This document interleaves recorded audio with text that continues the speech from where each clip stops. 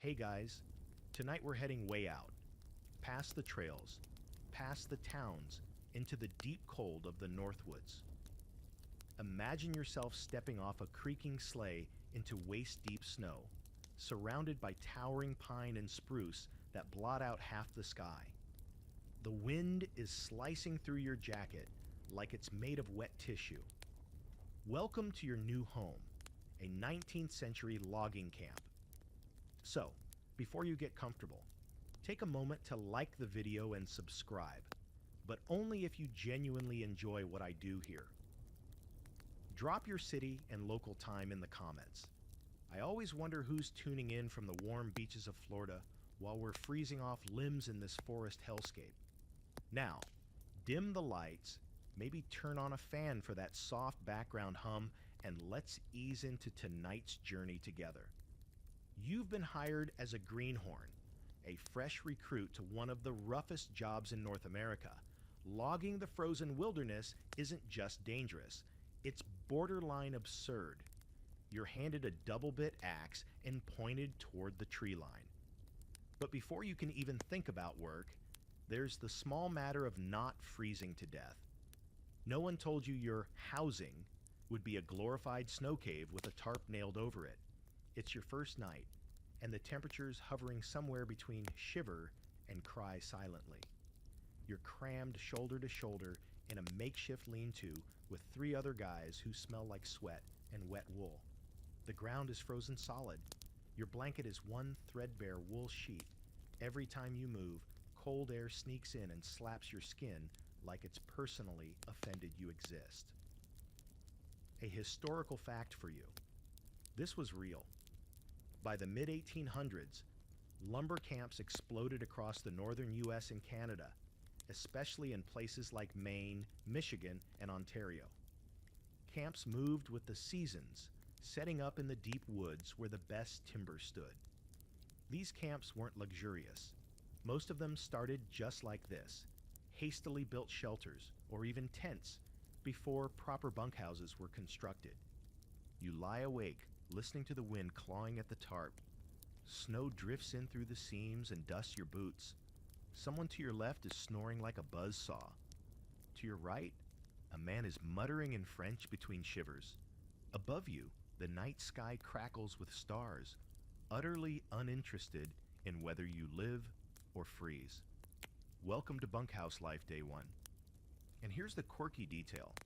Some of these early camps had a guy called the bull cook, and while he wasn't the cook, his job was to keep the fire alive, the water buckets full, and the floors swept. But unofficially, he was also the closest thing to Camp Mom. He might wake you up by throwing your boots at you or insult your snoring until you rolled over. It wasn't glamorous, but in a place where frostbite and hypothermia were daily threats, that one cranky man with a broom might just save your life. You're regretting this gig already.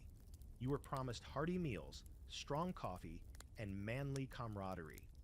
What you've got is cold stew, weak coffee, and a guy named Big Tom who just used your sleeping spot as a boot bench. By morning, your joints ache like you aged 40 years overnight. Your breath puffs out like a smoke signal, and you've barely slept a wink. Here's the debate among historians. Some argue that these early camps were more organized than we give them credit for. Letters and journals from the time mention coordinated teams, timber marking systems, and even payrolls run on the honor system. Others insist it was chaos. Whoever had the biggest axe and loudest voice made the rules, and the rest of you just tried to avoid losing fingers. The truth, as always, is probably somewhere in the middle. Organized chaos, frozen anarchy, all of it under the same tarp. The morning bell, or more likely a frying pan smacked against a log, signals that it's time to get up. You're groggy, cold, and mildly confused about why your beard has frozen to your collar. The cook shack smells like scorched bread and burnt bacon. You inhale both like it's gourmet. And you wonder how many months or years it will take before a real bunkhouse gets built. One old-timer tells you it happens every season. First, the scouts find the right patch of woods.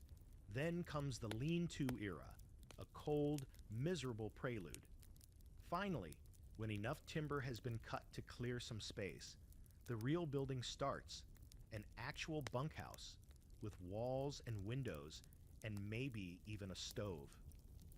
Until then, it's you, the tarp, and the fire you pray doesn't go out. And yet, in some weird sleep-deprived way, it's kind of magical. The night was brutal, sure, but in the pre-dawn stillness, the forest glows blue and silver. Ice coats every branch like glass. Somewhere in the distance, a raven croaks. Your breath is smoke, your boots crunch through fresh powder, and you're alive. You made it through the first night, which means you might make it through the second, and maybe, just maybe, you'll live long enough to see a proper bunkhouse go up. You wake up sore in places you didn't know you had. Your breath still fogs in front of you, even though the sun's been up for an hour. It's your second day, and your muscles already feel like they've declared mutiny. Someone slaps a mug of coffee into your hand, boiled to the consistency of motor oil, black as chimney soot. No one talks much in the morning. The men trudge around the camp like stiff-limbed shadows, layered in wool and misery. There's a strange sense of unspoken agreement here. You do the work, you keep moving, you try not to die. Nobody has the energy to pretend otherwise. You step outside the cook shack into the snow, and your breath catches, not from beauty, but from cold that reaches down your throat and strangles you. The trees creak and groan in the wind, tall and heavy with snow, like they're gossiping about how short your life expectancy is. Today's assignment isn't to cut trees. Not yet. You're on structure duty, which sounds promising until you realize that means building your own shelter. It's time to start the real bunkhouse. The idea is simple. Stack logs until it resembles something sleepable. The execution? Not so simple. First, you need logs, and not the kind lying around like sleeping puppies. No, you're felling fresh trees for this, cutting them down by hand, peeling the bark, notching the ends. Each log has to be fitted like puzzle pieces, except if puzzles weighed 300 pounds and gave you splinters the size of pencils. The first few hours are mostly chopping and cursing.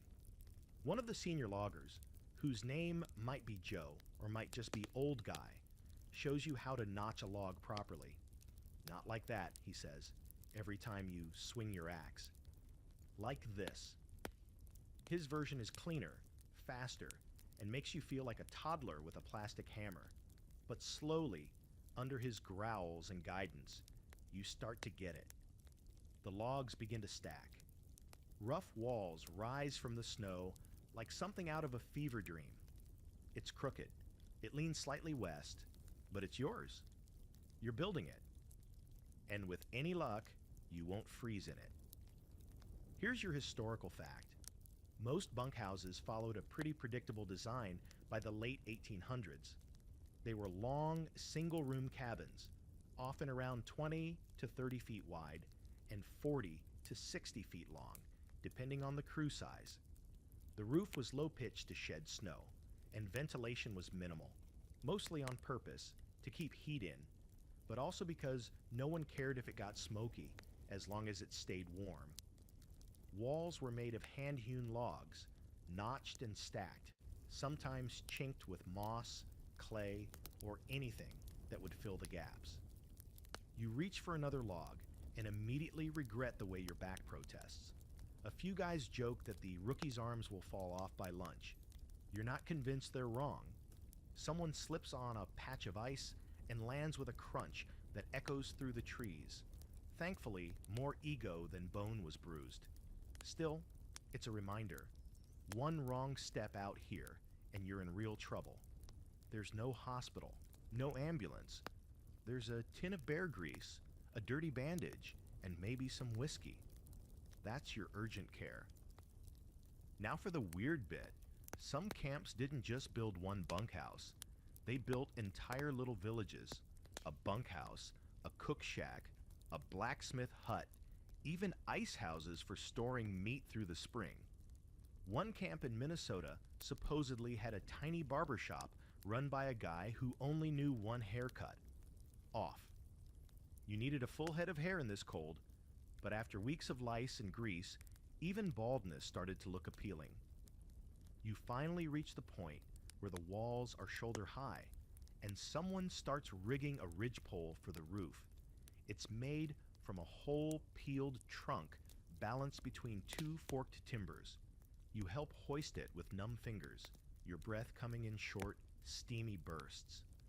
The cold is so deep it feels personal now, like it's testing you. The snow is falling again, lazy, slow flakes that flutter into your collar and melt with just enough warmth to make your spine shiver. There's an argument brewing about the roof angle. One guy insists it needs a steeper pitch to shed snow. Another says that wastes heat. You're too tired to pick a side, but it's fascinating watching grown men nearly come to blows over architecture, as if any of you are trained carpenters. In truth, most lumberjacks were farm boys, immigrants, or men running from something. There were French Canadians, Swedes, Irishmen, and the occasional quiet guy from nowhere who never gave his last name. And here's where the scholars disagree again. Some historians argue these men formed strong bonds over time, becoming makeshift families. Others say the bunkhouse was more like a powder keg, full of short fuses and long grudges. Both views are probably right. The truth depends on the crew, the weather, and how many nights the stew had bones in it. As the light fades, the bunkhouse in progress begins to look almost livable. The log walls are up. The frame for the roof is in place. Tomorrow you'll start laying the cedar planks across the beams. Then cover that with spruce boughs, tar paper, or whatever else you can find to keep the wind out. You're exhausted, but there's pride in your sweat. You helped raise a structure that might just keep your toes attached through the winter. Night comes fast out here, and with it, that plunging cold again. For now, it's back to the lean-to, but this time, you fall asleep with the ghost of a roof in your mind and a sense that survival might not be a completely ridiculous idea after all. You wake to the sound of hammering, not distant and polite, but right in your skull, sharp and steady. At first you think it's a hangover from yesterday's exhaustion, but no, it's literal hammering. Someone's already back at work on the bunkhouse, and you've slept late, which means later than the others, which still feels like 5 a.m. You roll off your straw mattress, knees popping like dry twigs, and shuffle out into the snow, still half buttoned into your coat. The air hits your face like it's angry at you for daring to be warm for even a second. The sun's barely up, a smear of dull orange behind the trees, and the bunkhouse is looking a little more like a cabin and a little less like a pile of sticks. The roof frame's complete now, and today's task is laying down the roof itself. That means clambering up a frosty ladder made of knotted spruce limbs while balancing boards and tools like a circus act. Congratulations, you're now a roofer. The boards creak under your weight. Your gloves are stiff with ice. Your breath fogs across your vision every time you exhale. You crouch, awkward and tense, on the edge of the rising roof as someone below shouts instructions that sound helpful, but are really just variations of "don't screw it up." You nod as if you know what you're doing, while your inner monologue is screaming something about OSHA violations and how this was never in the job description. Here's a fact. Most lumber camp bunkhouses weren't built to last more than a season or two. They were what you'd call temporary permanents, slapped together with muscle and improvisation, meant to weather the worst of winter and then be abandoned as the logging crew moved on. Still, despite the slapdash construction, there was a real rhythm to how these places went up. You'd start with the corners, saddle-notched logs if you had the time and talent, or just square notches if you were in a rush, and then layer up the walls. A team of 3 to 4 men could frame a full bunkhouse in a couple of weeks, assuming frostbite didn't take any fingers in the process. Back on the roof, you hammer in a board with such force that your arm goes numb from wrist to shoulder. You shake it off. Below you, someone's complaining about the chimney angle. Yes, there will be a stove. No, you're not sure if the chimney will be crooked forever. Everything here leans a little. It's part of the charm. As you climb down for a break, you're handed a tin mug of something pretending to be soup. It's warm, salty, and tastes vaguely like tree bark. You slurp it down anyway, grateful for the heat.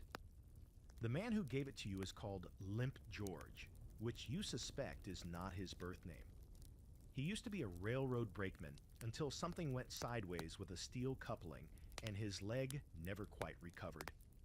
Now he builds bunkhouses in the woods and tells stories that may or may not be true, like the one about the bunkhouse that got buried in a single night of snow, trapping the whole crew inside until spring.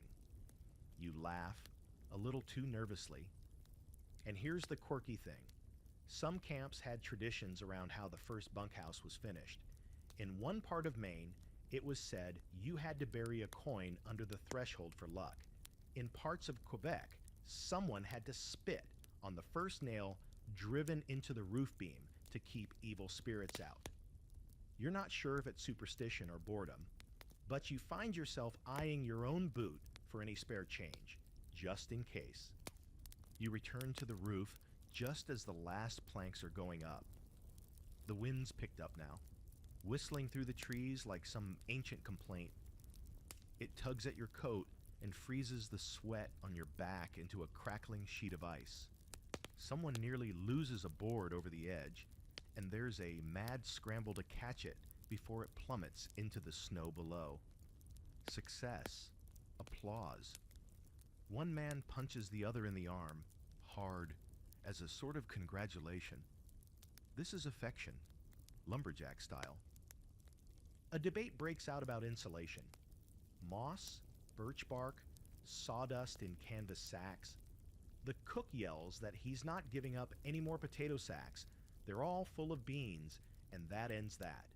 You opt for dried moss and pine needles, which sounds quaint until you're stuffing it into gaps with bare fingers, coughing on the dust, and trying not to think about the spider you just disturbed. Now, let's get academic. There's still debate about how much engineering skill went into these bunkhouses. Some researchers argue that the men applied regional building knowledge, Finnish log techniques, Scandinavian jointing, French-Canadian roof design, crafting a hybrid style born of cultural mashup. Others argue it was mostly brute force and necessity. If it stands up and doesn't fall down when you lean on it, it's good enough. Maybe both are true. Maybe desperation is its own form of genius. By the time the last board is nailed, the sky's gone gray. Snow begins to fall again. Steady, soft flakes like a quiet applause. You step back and take in the view. A low, narrow cabin with smoke already curling from a crude stovepipe, logs dark with melted snow, door frame hung slightly off-center but still solid. You built this. You and the rest of the cold, calloused crew. It may not look like much, but to a half-frozen lumberjack, it might as well be the Ritz. That night, you're the first one inside. The fire crackles in the stove, radiating uneven waves of heat. The floor is still dirt, but dry dirt, which feels luxurious compared to last week's frozen mud. You pick a top bunk. Bad move. You'll find out later when it's a sauna up there. And stretch out, finally horizontal in something that smells more like pine sap than wet feet. For now, anyway. The others file in, boots stomping, jackets shedding snow. The air fills with voices, laughter, complaints, and one perfectly harmonized chorus of sneezes. It's not quiet. It's not peaceful. but it's warmer, and it's yours. The bunkhouse is officially open for business and survival. There's no such thing as waking up slowly in a lumber camp bunkhouse. You don't stretch, yawn, and pad softly to a window for a warm mug of coffee. You bolt upright because someone smacked the stove too hard and sent a wave of heat across your face, or because the guy in the bunk below just launched into a coughing fit that sounds like a diesel engine trying to die. Or maybe it's because your shoulder is frozen to the wall and pulling away from it feels like ripping off a Band-Aid made of skin and regrets. It's still dark. It's always dark in the mornings. The only light is the flicker of the wood stove, glowing like a tired jack-o'-lantern in the center of the room. You climb down from your bunk, misjudge the last step, and land in something that squishes. It might be a sock. It might be a mouse. You don't ask. Someone grunts at you to shut the door, then realizes the door isn't open, and the cold is just coming in through the floorboards. Welcome to day 4. The floor, in case you're curious, is a masterpiece of compromise. It's made of roughly hewn planks that don't quite match and definitely don't seal. There are gaps wide enough to lose a spoon, or a small toe if you're not careful. The cold seeps up like it's hunting you, curling around your ankles before the fire has a chance to reach them. A few clever guys have started stuffing the gaps with sawdust and moss, but it's a losing battle. The floor is always cold, always damp, always there to remind you that even inside, the forest is watching. Now, historically speaking, some camps actually tried to do better. In parts of Canada and northern New England, loggers would line the floor with thick bark strips or raise the entire cabin on short stilts to avoid meltwater pooling beneath it. Others layered straw or pine boughs directly onto the dirt, a kind of rustic rug that smelled like Christmas and mildew. You've got uneven boards and the lingering smell of boiled socks. And speaking of smell, have you noticed it yet? It hits you like a wet blanket around the 3rd or 4th day, when the charm of pine walls and wood smoke gives way to something earthier. It's a heady mix of unwashed bodies, damp wool, tobacco juice, wet boots, and the unmistakable scent of desperation. Someone always tries to hang a shirt near the stove to dry it out, which only adds the perfume of scorched flannel to the bouquet. You wonder if it's possible to get nose fatigue, or if your brain just gives up trying to process the tragedy of smells. As you dress, layer after layer of scratchy wool, you take a moment to admire the insulation efforts. The bunkhouse walls are packed with a glorious mix of anything you could find: moss, strips of animal hide, bark, even one guy's ruined long johns. Desperate times, desperate textiles. The chinking looks like it was done by a drunken raccoon, but it holds, mostly. There's still one crack near the ceiling that howls every time the wind picks up. And let's not forget the fringe innovation of the day: moose hair. Yes, that's right. Some camps gathered the coarse hair shed by moose during the fall and used it as insulation padding. Supposedly, it was excellent for trapping heat. Supposedly. What no one mentions is that moose hair has a particular odor when warmed by fire, one that can best be described as burnt barn. It's currently wafting through the upper bunks like a cologne designed to repel joy. Breakfast is a blur. Cold beans, hot tea, bread so dense it could be used as roofing. You scarf it down while one hand fumbles with your boots, which you left too close to the fire last night and are now just stiff, smoldering leather shells. As you jam your feet in, you hear the telltale sound: creaking timbers, groaning roof beams, the faint crackle of ice shifting overhead. It's just the cold playing its usual tricks, but the sound never stops being unnerving. Like the whole place is sighing, exhausted, just like you. The debate of the morning, because there's always one, is about whether the bunkhouse needs a second stove. The current one works okay. It throws heat, sure, but only in a 10-foot radius. If you're near it, you're sweating bullets. If you're in the corner, you're basically a human popsicle. Some guys argue that a second stove would even things out. Others say that would just make twice the smoke and take up valuable space better used for sock drying. No one agrees. Everyone complains. No one does anything. Classic bunkhouse democracy. And here's your historical tidbit to chew on while you watch someone try to patch a roof leak with a biscuit tin lid. Many bunkhouses were built with a raised platform along the walls instead of separate beds. Everyone slept side by side, shoulder to shoulder, like logs on a shelf. Think of it as a communal mattress made of itchy blankets and resentment. Bunks, when they came into fashion, were usually double or triple stacked, with a ladder that no one used because climbing it was just asking to fall on your face in front of 20 judgmental men. Some scholars argue that this close-quarters lifestyle forged intense bonds between lumberjacks. They became a brotherhood forged in sweat, snow, and splinters.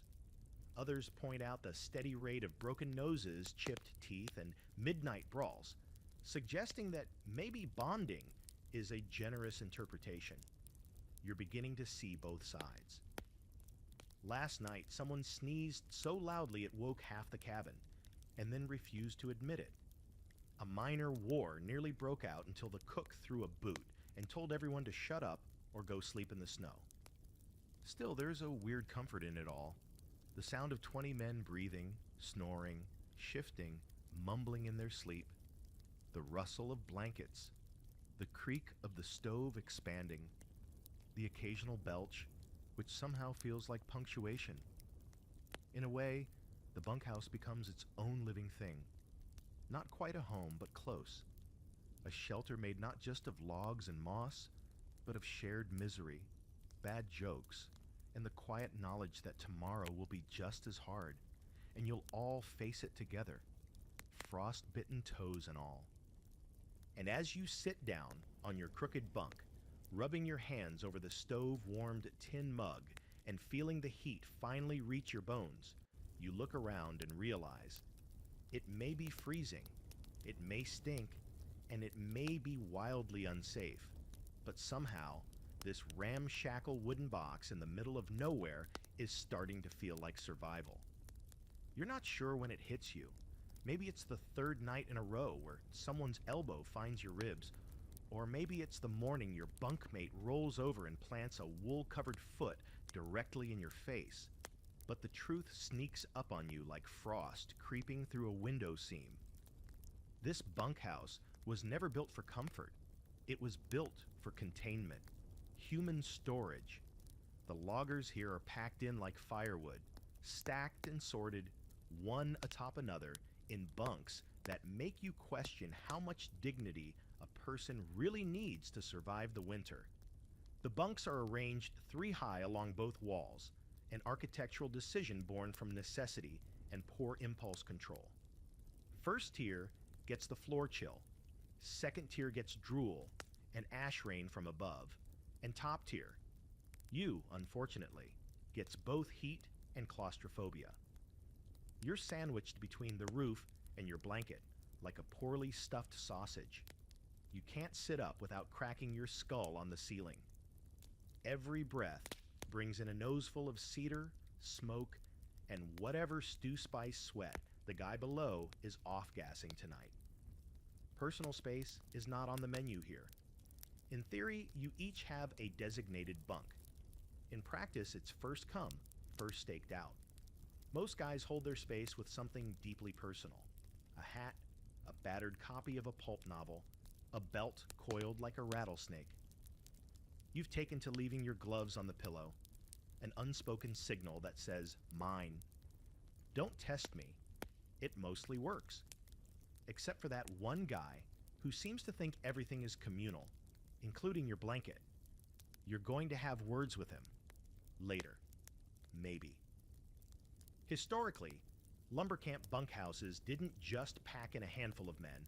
They packed in 20, 30, sometimes 50 souls into one long wooden room. That meant rows of bunks with barely enough space between them to swing a leg over.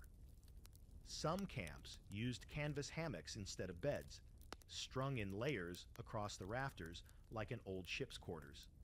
Others had wall-to-wall sleeping platforms, one wide mattress more or less, where everyone curled up in lines like spoons in a drawer. Think slumber party, but with more injuries and lice. And yes, that's your fringe fact of the day: lice. No matter how many layers of wool you wear, no matter how many times you boil your clothes or dust your scalp with wood ash, the lice will find you. They are relentless. They are eternal. One old logger tells you he once watched a bunkhouse floor shimmer like water when everyone dropped their shirts at the same time. You pretend to laugh. Later, you scratch your scalp with suspicion and pray to every forest god that he's exaggerating. At night, the bunkhouse becomes a concert hall of human noise. Snores rise in waves, a shifting ocean of nasal terror. Coughs echo off the log walls like gunshots. Someone mumbles in their sleep about pancakes. Someone else lets out a string of words you're fairly sure are either German curses or mating calls. There's always at least one guy who grinds his teeth like a rock polisher. By now, you've trained yourself to sleep through most of it, though the occasional sleep fart still has the power to launch you straight into fight or flight mode. And then there's the smell. Not just the ambient stink of men marinating in their own wool, but the slow fermentation of boots, socks, and unwashed bedding.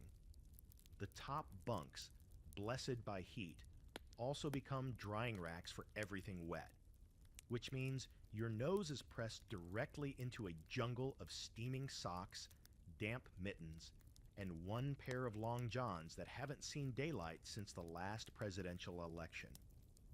You try to breathe through your mouth, it doesn't help. By day, the bunkhouse is less crowded. Men scatter to their jobs, felling trees, skidding logs, loading sleighs. But by night, the room fills again with boots and bodies. The narrow aisles between bunks turn into an obstacle course of gear and elbows.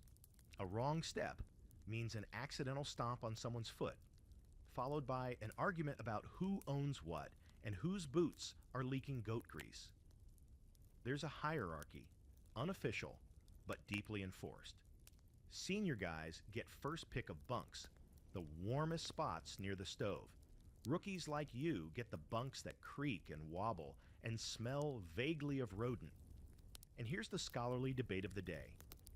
Did these crowded conditions promote camaraderie or chaos?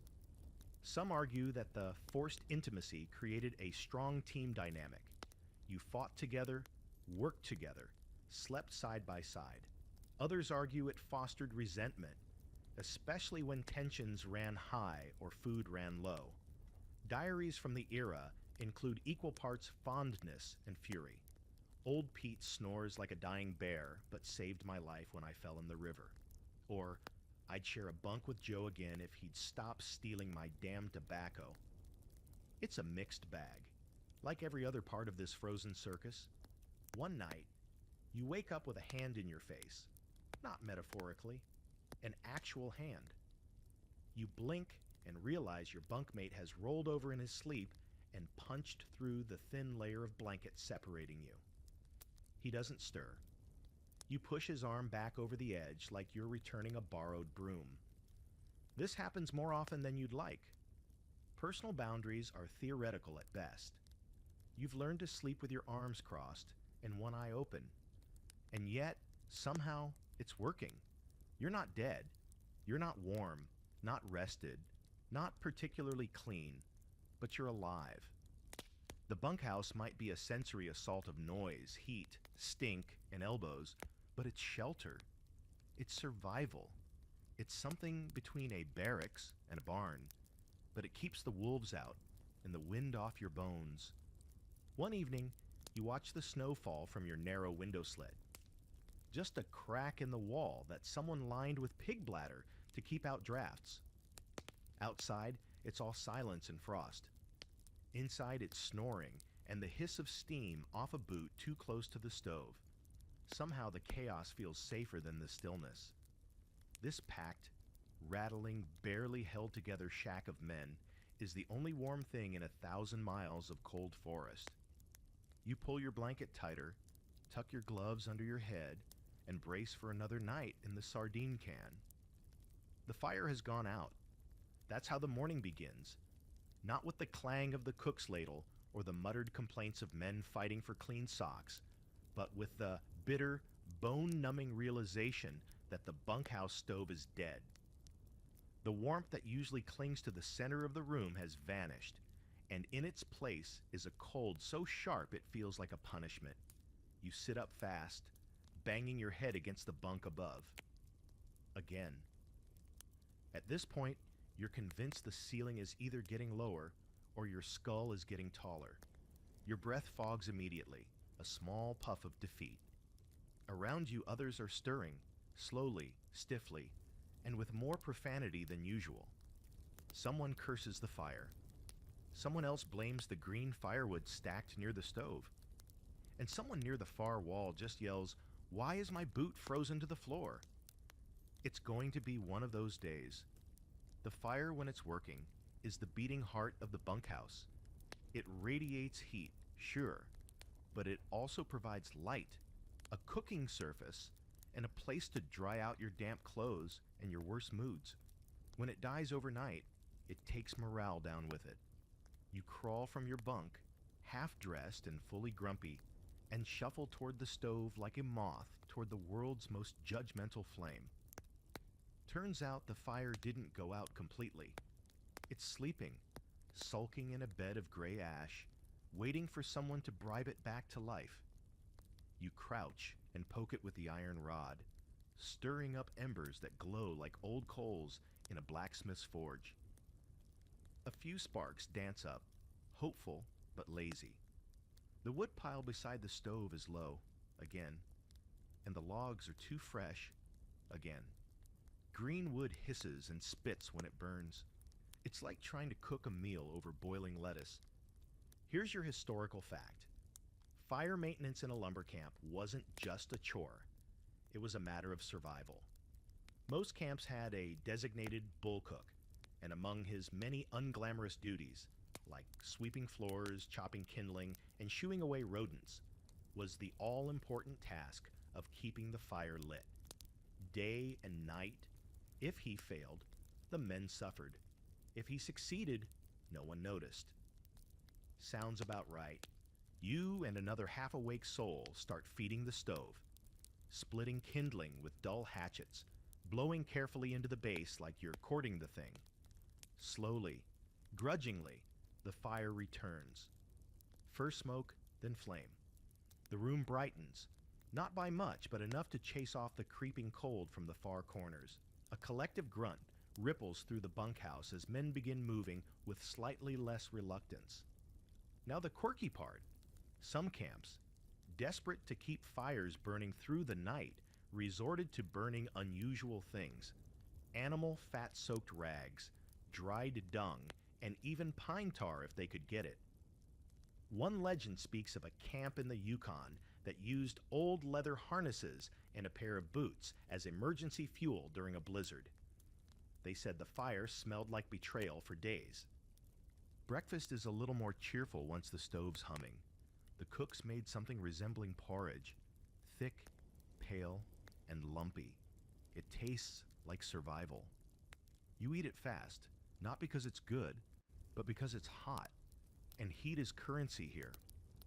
Someone passes around a tin of molasses. You pour a glob onto your bowl and pretend it's flavor. The stove's glow doesn't reach every bunk. In the corners, frost still clings to the walls, delicate white feathers that refuse to melt. That's a thing most folks don't realize about these bunkhouses. They weren't heated evenly. The stove blazed in the center, while the edges remained little Arctic zones. It was like living inside a gradient. If you were lucky, your bunk was on the warm side of the line. If not, you might wake to find your blanket frozen to the wall. Again. Scholars love to debate whether this uneven heating was an accident or just a consequence of necessity. Some argue that smarter camps arranged bunks in tighter circles or clustered them toward the center to trap warmth. Others claim the layout was always dictated by space. Long, narrow cabins forced long rows of bunks, whether it made sense or not. Either way, the result was the same. Men fought like wolves for the warmest spots, and the stove was king. You've seen the hierarchy up close. Guys arrive early in the season and stake their claims near the heat source. The center bunks go first, then the next row out. By the time you got here, the prime real estate was long gone. You're stuck in the back 40, near the corner that collects smoke and cold like a bad debt. Still, there are perks. You're farther from the snorers. And if the stove ever explodes, which, let's be honest, seems likely, you'll have a head start toward the door. Throughout the day, the stove becomes the center of social life. Men gather around it during breaks, swapping stories, drying gloves, spitting into the ash box. The space around it becomes a swirling mix of steam and odor, sweat, socks, and whatever died in someone's coat lining last week. You learn not to stand too close, lest you find yourself marinated in eau de Logman. One guy brings out a harmonica and wheezes a tune that sounds vaguely like a dirge. Another pulls out a whittling knife and starts carving a tiny moose from a lump of wood. He's not good, but he's determined. You sit nearby, holding your tin cup near the flame, watching a pair of socks slowly inflate as the moisture boils out of them like they're haunted. Night comes again. The stove glows fiercely, crackling and hissing with defiance. You all huddle closer than usual. The temperature's supposed to drop hard tonight. Someone says it might hit -40. You don't ask Celsius or Fahrenheit. At that point, it doesn't matter. Before climbing into your bunk, you stop at the stove, load in another log, and whisper a little prayer. Not religious, just desperate. Something like, "Please, don't die tonight." You know what it means to wake up cold. You know how long it takes to feel your toes again. You know how fast heat vanishes when it's not fed. You climb into your blanket cocoon, muscles aching, socks half dry, the stink of scorched wool lingering in your nose. The stove pops once, like a settling groan. The room flickers. And despite the noise, the crowd, the discomfort, you sleep. Because here, a working stove means everything. It means survival. It means waking up alive. You wake up with your mustache frozen to your blanket. Not in a charming holiday card kind of way, but in a stiff, crackling, my face is glued to wool situation that requires a slow, painful peel just to sit up. Your breath still fogs in front of you. And when you glance up at the ceiling, if you can call it that, considering the bunk above is a mere 16 inches from your nose, you spot it. Frost. Not just a little patch, a full constellation of hoarfrost twinkling along the underside of the roof beams like the stars came down to judge you while you slept. It happens every morning now. Warm air from 24 sleeping, snoring, coughing men rises and meets the ice-cold wood. Moisture builds, freezes, and crystallizes until the entire ceiling glitters with frosty menace. Every now and then, someone shifts in their bunk or slams the bunkhouse door, and it shakes just enough for a little snowdrift of condensation to fall, right onto your face. You've learned to sleep slightly tilted, like a man expecting a ceiling sneeze at any moment. You slide out of your bunk and plant your feet on the freezing floor. The fire's gone to embers again. Typical. Someone grunts from across the room and throws another log in, sending a spurt of flame up into the dim, smoky air. It illuminates the ceiling, casting the frost in a golden shimmer for just a second before the smoke drifts back in and turns everything gray again. Here's your morning science fact. The frost isn't just annoying, it's a symptom of the bunkhouse's breath. All that warm, humid air from dozens of lungs creates a cycle of condensation and freezing. And with poor insulation and little ventilation, ventilation meant cold air, so nobody wanted it. You get an indoor snowstorm forming every single night. Some camps tried to combat this by drilling tiny air vents near the roofline. Others just accepted that if you weren't crusty by morning, you weren't breathing right. You stand, stretch, and promptly smack your knuckles on the rafter. They come away with splinters and a bit of frost. You don't even flinch anymore. This is life now. Minor injuries and major drafts. You tug on your stiff trousers, frozen slightly around the knees, and lace up your boots while trying to remember if that dream about a moose in a rocking chair was real or just your brain trying to warm itself with nonsense. Someone shuffles past you, trailing a blanket and muttering about the sky leaking again. You look up.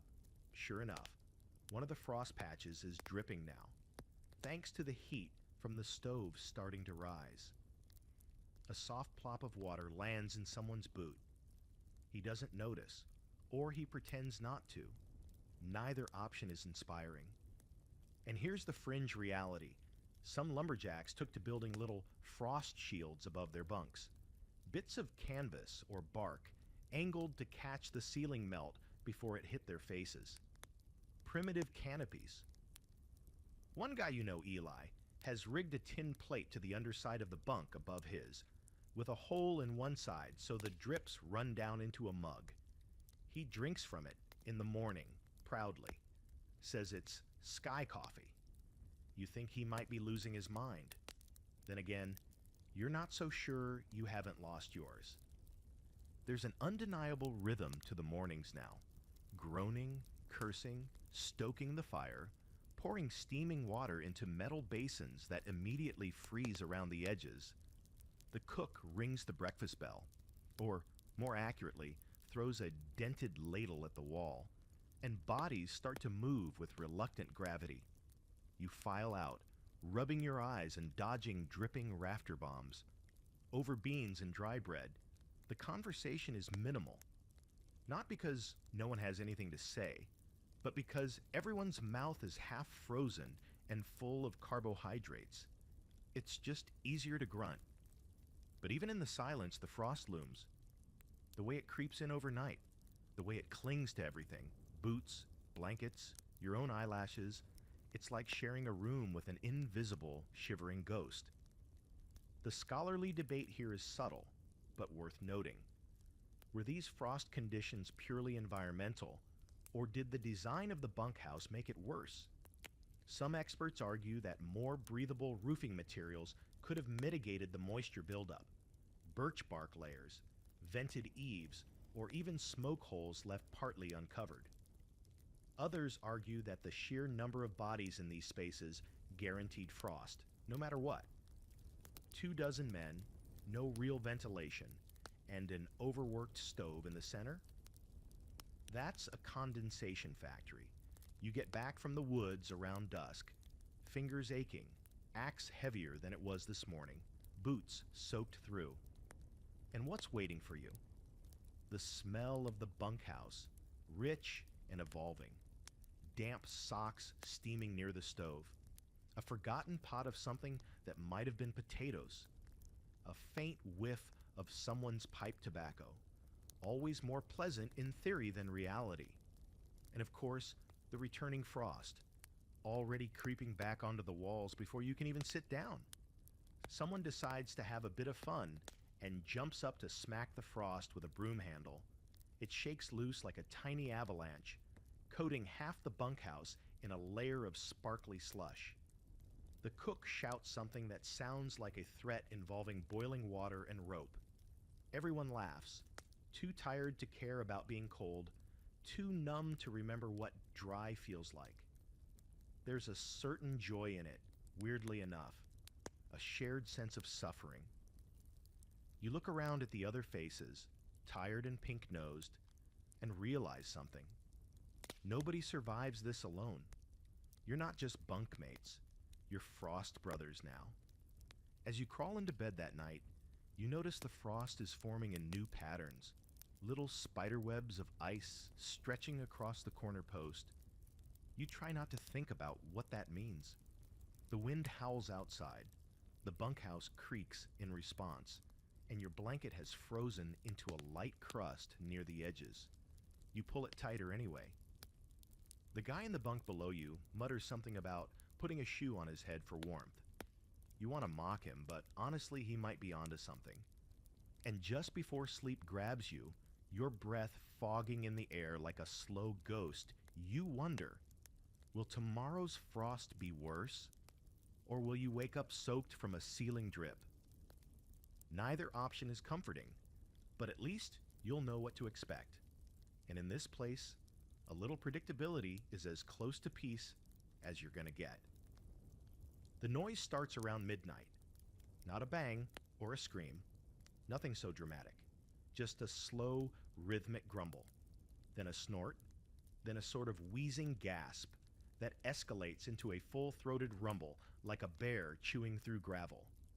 You bolt awake in your bunk, eyes wide, heart hammering, convinced the roof is collapsing or a moose has wandered in looking for beans.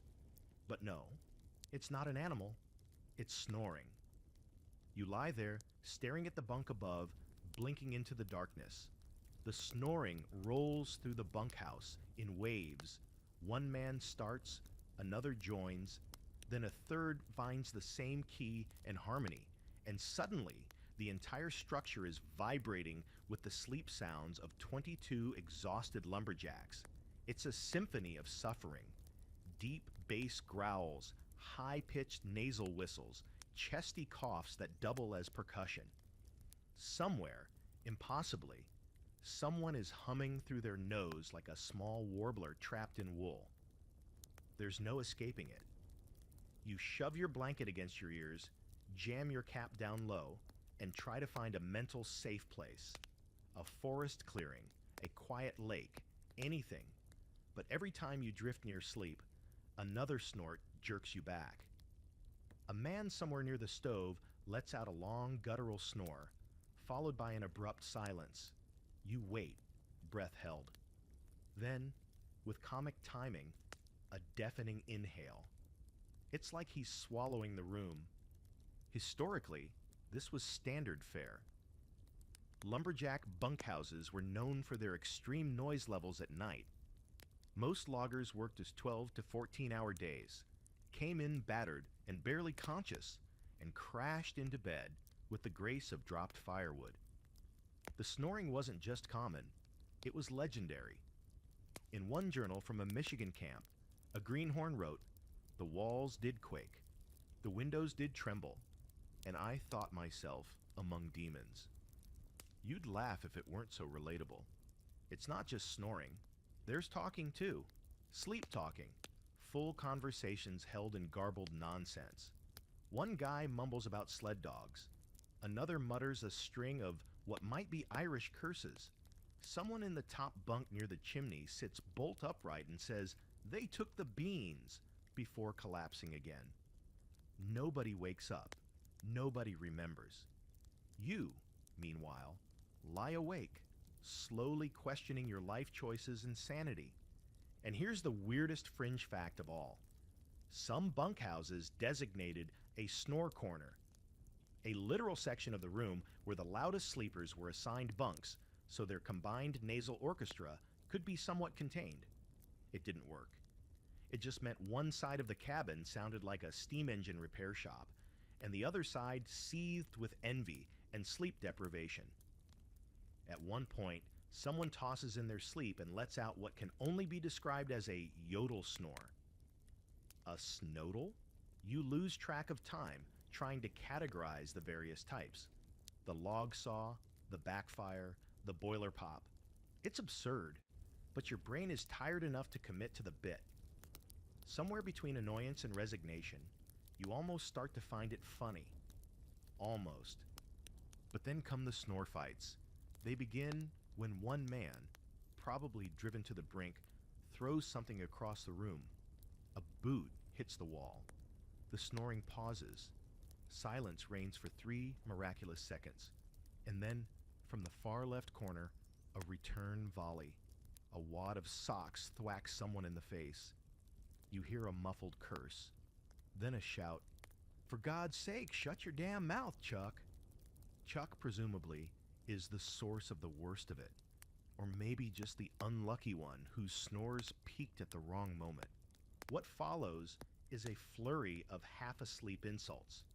A few choice words about someone's mother, and a threat involving stuffing snow down someone's long johns.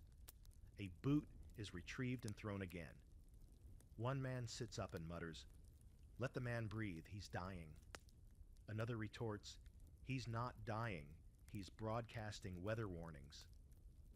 It's all hilarious in the light of day, but right now it feels like your brain is melting. The debate among historians here is genuinely entertaining.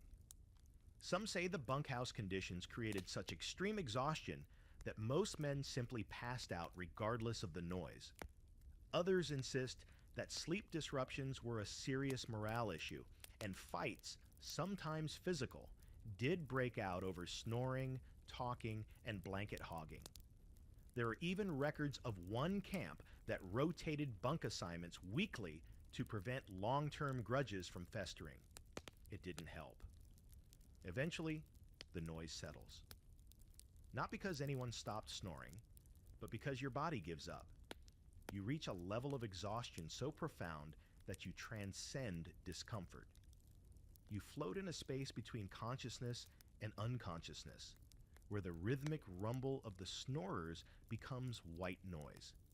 It's like sleeping inside a very angry beehive. But it's sleep. You'll take it. Until, plop. A drip from the frosted rafter lands directly in your left ear. You jolt upright, sputtering.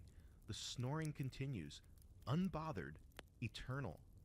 You wipe the icy water from your face and consider just walking out into the snow and sleeping among the logs. Maybe the forest is quieter. Maybe the bears are gentler. You don't, of course. You roll over. You shove the corner of your blanket into your ear. You accept your fate. This is what sleep looks like in a lumber camp.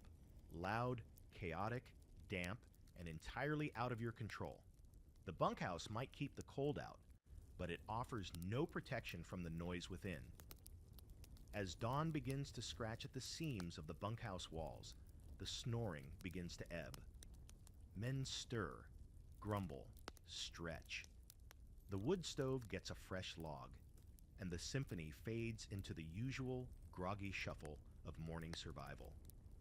You drag yourself up, eyes bleary, ears still ringing. Another night conquered, barely. You step outside into the frozen air, take one breath of clean silence, and try to remember what quiet felt like. It's already slipping away. There's no tactful way to say this, so let's just get it over with. The bunkhouse smells like a wet animal that gave up on hygiene halfway through hibernation. If you had to describe it with more precision, and unfortunately, you do, you'd say it's a mixture of sour wool, foot rot, stale tobacco, singed beard hair, and the slow, creeping funk of humanity in close quarters with very few bathing options. It's not even one smell. It's layers. Complex, evolving. Like a wine that makes your eyes water and your nose regret existing. You wake up with it in your nostrils, in your mouth, on your clothes. It's inescapable. It's permanent. It's in the wood, in the blankets, in the very grain of the floorboards. You didn't notice it much at first. Your nose went numb pretty early on, but now that you've settled into this way of life, your senses have returned. And they are not impressed. The center of the bunkhouse is the worst. That's where the stove is, and where everyone congregates after the day's work. So it's also where the sweat drips, where the boots dry, where the wet mittens steam and sizzle and release the sort of odor that makes livestock wince. Someone tossed their socks too close to the fire last night, and this morning the air is thick with the greasy perfume of wool that's been baked to the edge of combustion. It's hard to say whether it's worse than the smell of cold, but it's definitely more aggressive.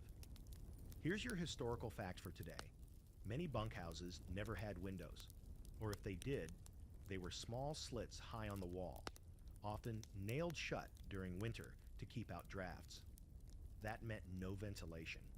All the smoke, steam, and body odor just swirled around like a trapped ghost with digestive issues. The result?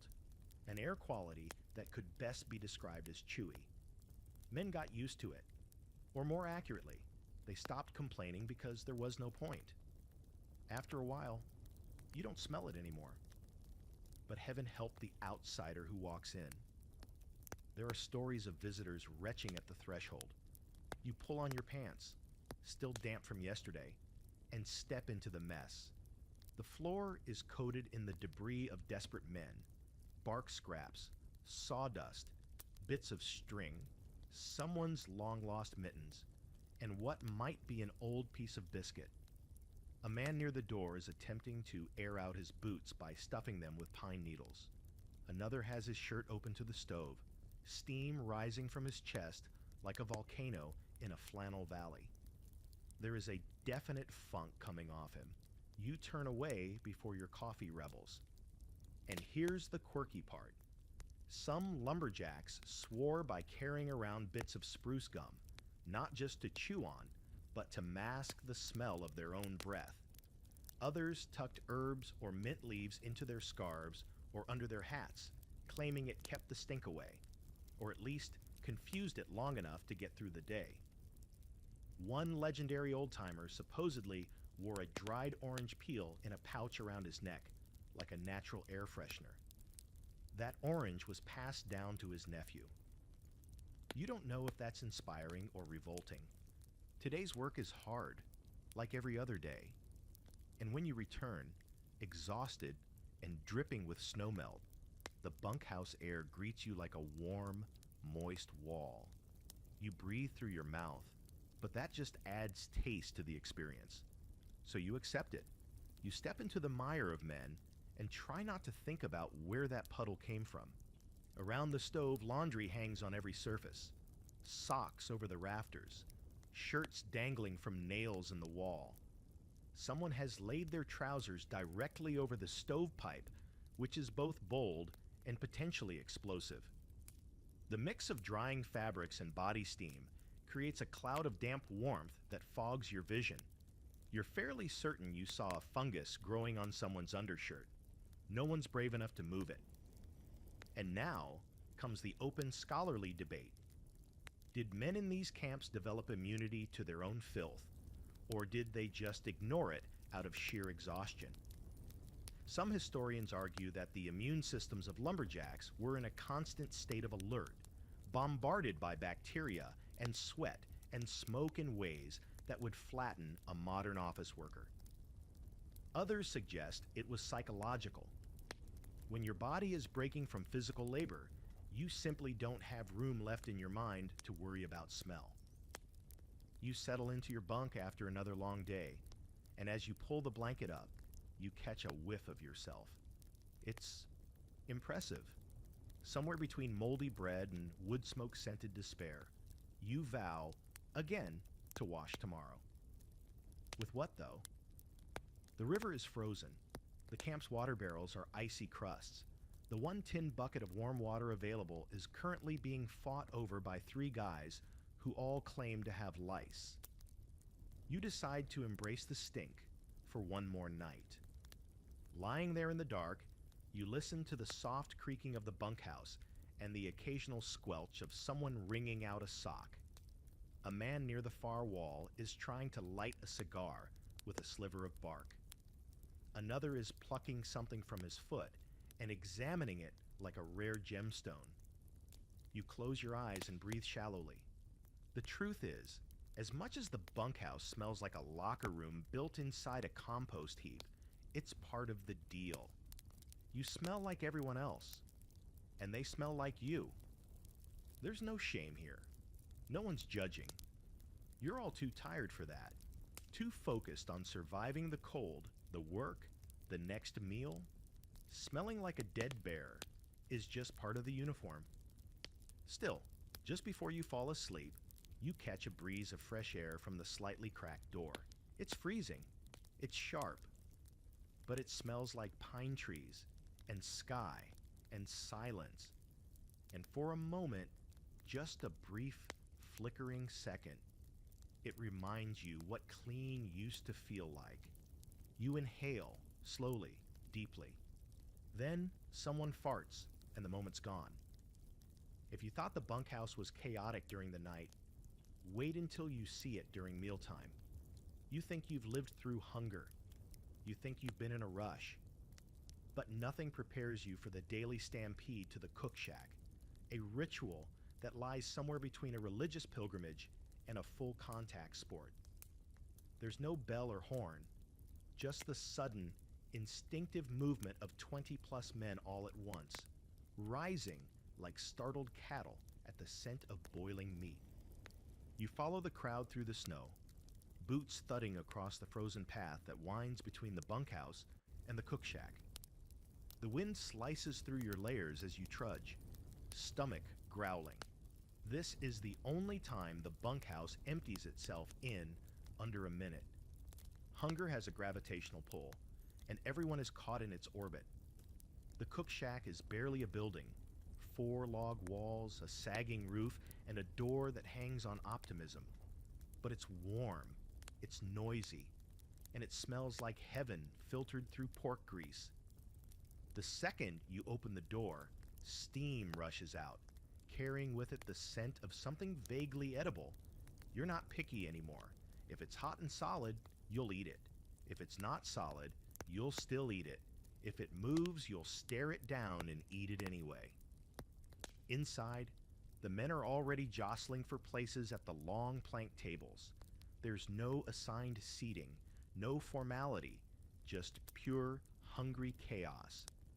You squeeze in between 2 men who smell like burnt gloves and tree sap and grab a dented tin plate. The cook, a barrel-chested man with forearms like smoked hams, slops food onto it without looking. Today, it's beans, again. Brown, lumpy, semi-liquid beans with occasional guess. Bits of pork or maybe tree bark. Hard to tell. Here's your historical fact. Logging camp cooks, also called cookies, were the unsung royalty of the woods. A good cookie could make or break a camp. They cooked 3 meals a day for dozens of ravenous men, often starting at 4 a.m. and finishing after dark. Their kitchens were crude, wood stoves, iron pots, battered ladles, and yet they turned out stews, biscuits, flapjacks, boiled meats, sometimes even pies. Cookies were allowed to be rude, eccentric, or flat-out terrifying, because the men knew one truth: never offend the guy who feeds you. You shovel the beans into your mouth with mechanical speed. The bread is hard enough to chip a molar. The tea is dark, hot, and faintly metallic. Someone starts passing a jug of molasses down the line, and you pour a generous blob onto your plate, not to sweeten anything, but to confuse your taste buds into submission. Around you, the conversation is minimal, just chewing, slurping, and the occasional belch of approval. A few guys joke about the mystery meat that showed up in yesterday's stew. The theories range from squirrel to boot leather to whatever was crawling on Eli's bunk. No one really wants an answer. And now for a fringe fact you probably weren't ready for. Some cook shacks kept a pot simmering all day, every day, known simply as the stew. Into it went scraps of everything: meat, beans, onions, leftover biscuits, the occasional egg, and yes, once or twice, a rat that had the misfortune of dying near the fire. It was like a living soup, constantly evolving. The longer it cooked, the more flavor it accumulated. Some men swore by it. Others swore at it. As the meal winds down, the cook slams a pan onto the table and bellows, "Last call!" like a bartender at the end of the world. A few men scurry up for seconds. Others just slump in their seats, full and drowsy. One guy wipes his mouth on his sleeve, leans back, and sighs like he just came back from a tropical vacation. You suspect he hasn't had functioning taste buds since October. The scholarly debate around meals in lumber camps is oddly passionate. Some historians argue the food was hearty and sustaining, high in calories, made with love, or at least butter, and served hot. Others claim the monotony was brutal, the ingredients often spoiled, and that malnutrition wasn't uncommon, especially late in the season when supplies dwindled. Diaries from the time back up both views.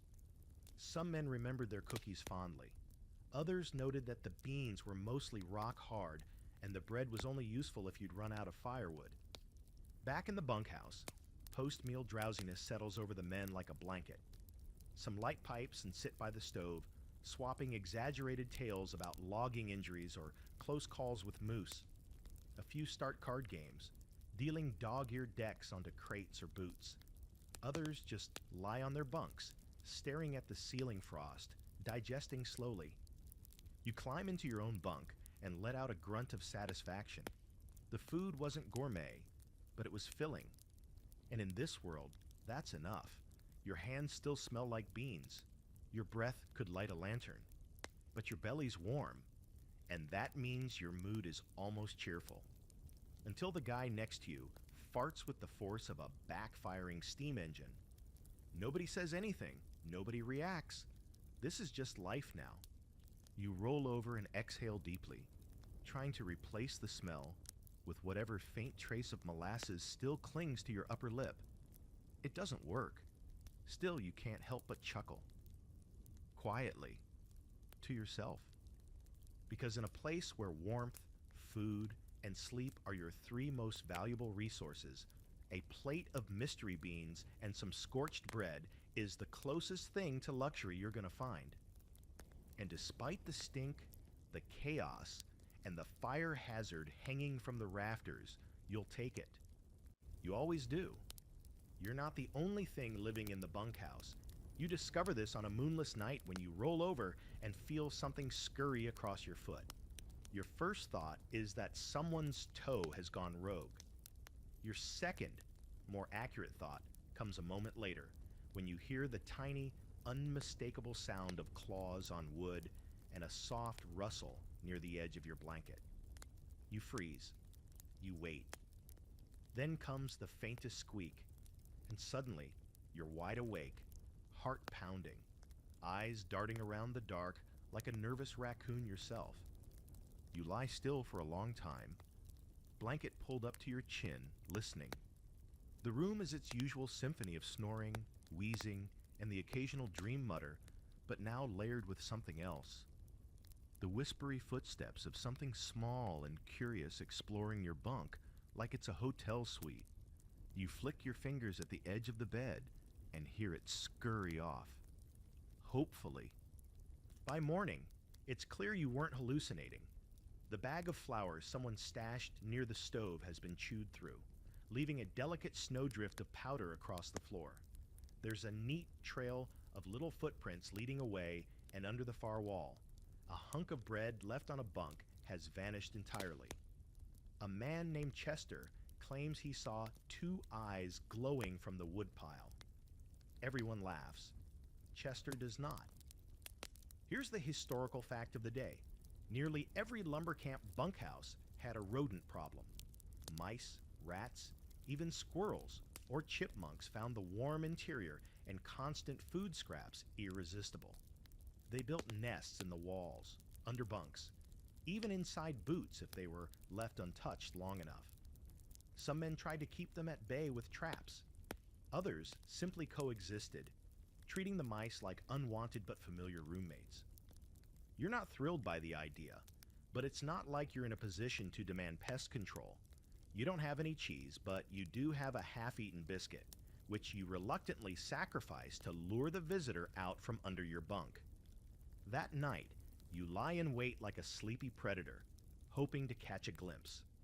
Sure enough, Around midnight, a tiny nose pokes out from a crack in the floorboard, followed by a sleek little gray body. You stare. It stares. Then it makes a noise that might be a sneeze and disappears again. A few days later, someone declares war.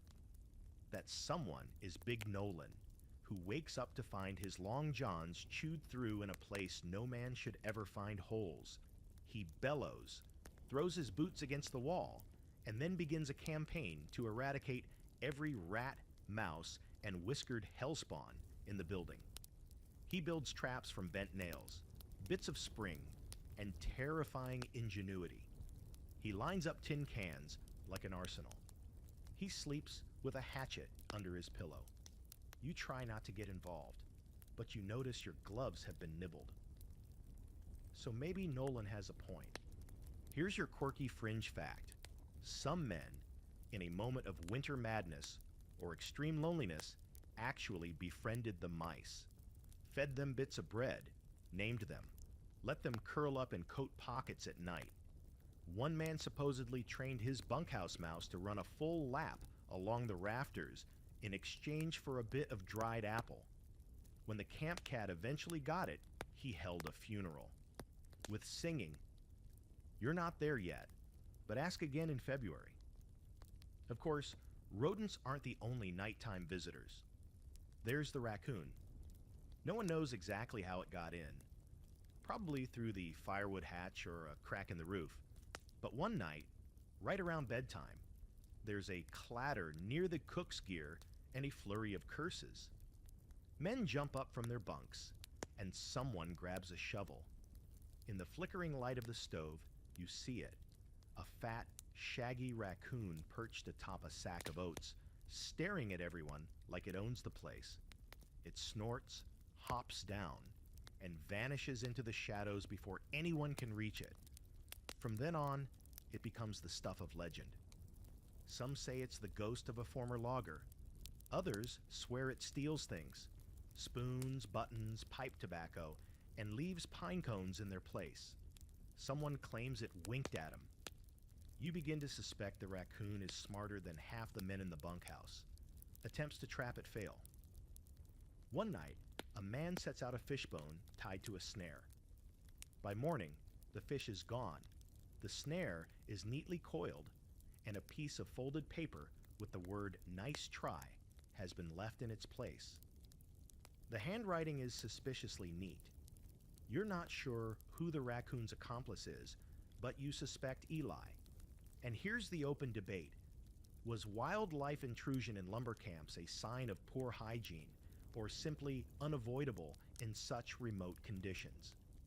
Some argue it was a consequence of sloppy food handling, men tossing scraps near the stove, storing biscuits under their bunks, wiping grease on their sleeves. Others suggest that when you build a wooden box in the middle of the wilderness, surrounded by nothing but trees and cold, everything wants in. Either way, the animals were a fact of life. By now, you've learned to shake out your boots every morning, to sleep with your bread tied in a sack and tucked under your pillow, to listen for the soft click of claws on wood and the occasional scuffling in the rafters. You've accepted that the bunkhouse isn't just home to lumberjacks, it's a forest ecosystem under a leaky roof. You lie in bed that night, tucked into your blanket, eyes scanning the dark. A faint squeak from the far corner, a rustle near the woodpile, then silence. Then somehow, even more unsettling, a tiny, high-pitched belch. You close your eyes and pull the blanket over your head. You'll deal with it in the morning. It starts with the socks. It always does. You'd think something as innocent as a pair of wool socks wouldn't wield such power. But here, in the confines of a frost-bitten wooden box shared with a couple dozen other men, socks might as well be nuclear weapons. Specifically, wet socks, steaming, sagging, pungent wool bombs hanging above the stove like the world's saddest holiday decorations. Tonight, the stove is surrounded by boots, mittens, shirts, and, of course, an aggressive number of socks draped across every available surface. Rafters, chairbacks, pot hooks. Someone's rigged a drying line using twine, and two dulled axes jammed into the wall. On it dangle an entire week's worth of sweat-stiff socks, flapping gently in the radiant heat like flags of surrender. You join the circle, peeling off your own damp layers, each one releasing a ghost of steam and something like regret. Your socks squish when you pull them off. You hang them on a spare nail hammered into the stovepipe platform. Instantly, the heat causes them to curl in on themselves like dying insects. The stink, immediate, potent. Someone gags. Someone else yells, "Whose socks are those? What died in them?" You look away. Here's your historical fact. Drying clothes was one of the biggest logistical headaches in a winter lumber camp. With no running water, no laundry services, and limited firewood, men had to rotate their gear constantly, trying to get something dry enough to wear while still keeping the stove hot and the bunkhouse breathable. Socks were especially problematic. Wet socks meant frostbite. Frostbite meant lost toes. So everyone dried them, whether the air liked it or not. But there's no science here, only chaos. You're essentially baking wool in a giant human oven. Some socks hang too close to the fire and start to sizzle. Others drip melted snow onto the stovetop, sending up clouds of steam so thick they fog the windows. One sock actually ignites. A cheer goes up. Someone beats it out with a mitten, then hangs it right back up, slightly blackened, but no worse for wear. You've seen grown men turn on each other over sock placement. Earlier this evening, two guys nearly came to blows because one man's sock kept dripping foulness onto another's stew. The cook has since banned food from the stove zone, which has done nothing but move the argument to who gets to dry first. You start to see why people choose to live alone in the woods. And now, the fringe fact. In one camp legend, a logger allegedly created a rotating sock wheel, a crude wooden frame mounted near the fire, with pegs for socks that could be turned like a spit over the heat. His bunkmates dubbed it the sock Ferris, and it was a brief marvel until it tipped over and sent 4 pairs of half-cooked wool flying into the fire. They ate bean stew with a faint, smoky sock undertone that night. No one spoke of it again. Back in the bunkhouse, someone has started singing. It's a soft, aimless hum that turns into a folksy tune about whiskey and winter and losing your boots in a river. It mingles with the bubbling of wet gloves on the stovepipe and the occasional psht of water hitting hot iron. You're seated on a crate near the back, cradling your feet in your hands, watching your socks deflate with every passing minute. The scholarly debate on this isn't about socks, specifically, but about how much time was spent indoors during winter storms. Some researchers argue that downtime in the bunkhouse allowed men to rest, mend their gear, and prepare for the next wave of brutal labor. Others suggest the idle time drove everyone slowly insane. Based on the current state of affairs, 3 men arguing over whether the smell is cheesy or earthy, one guy trying to iron his shirt with a hot frying pan, and a 4th carving a spoon from a single bootlace. You're leaning toward the insanity theory. Suddenly, the bunkhouse door creaks open. A blast of cold air floods the room. Everyone groans in unison like a choir of dying cows. A figure stomps in, shaking snow off his coat, cheeks bright red from the cold. He smells fresh. You hate him instantly. He pauses, surveys the room, and mutters, "Smells like war crime in here." Someone throws a glove at him. Laughter erupts. The sock crisis is temporarily forgotten. You shift your feet closer to the stove. Your toes are tingling, the painful kind of tingling that either means they're waking up or they're quitting. You don't want to find out which. The socks are almost dry. Almost. But not quite. And if you put them on too early, they'll just trap the damp, which is worse than wearing nothing.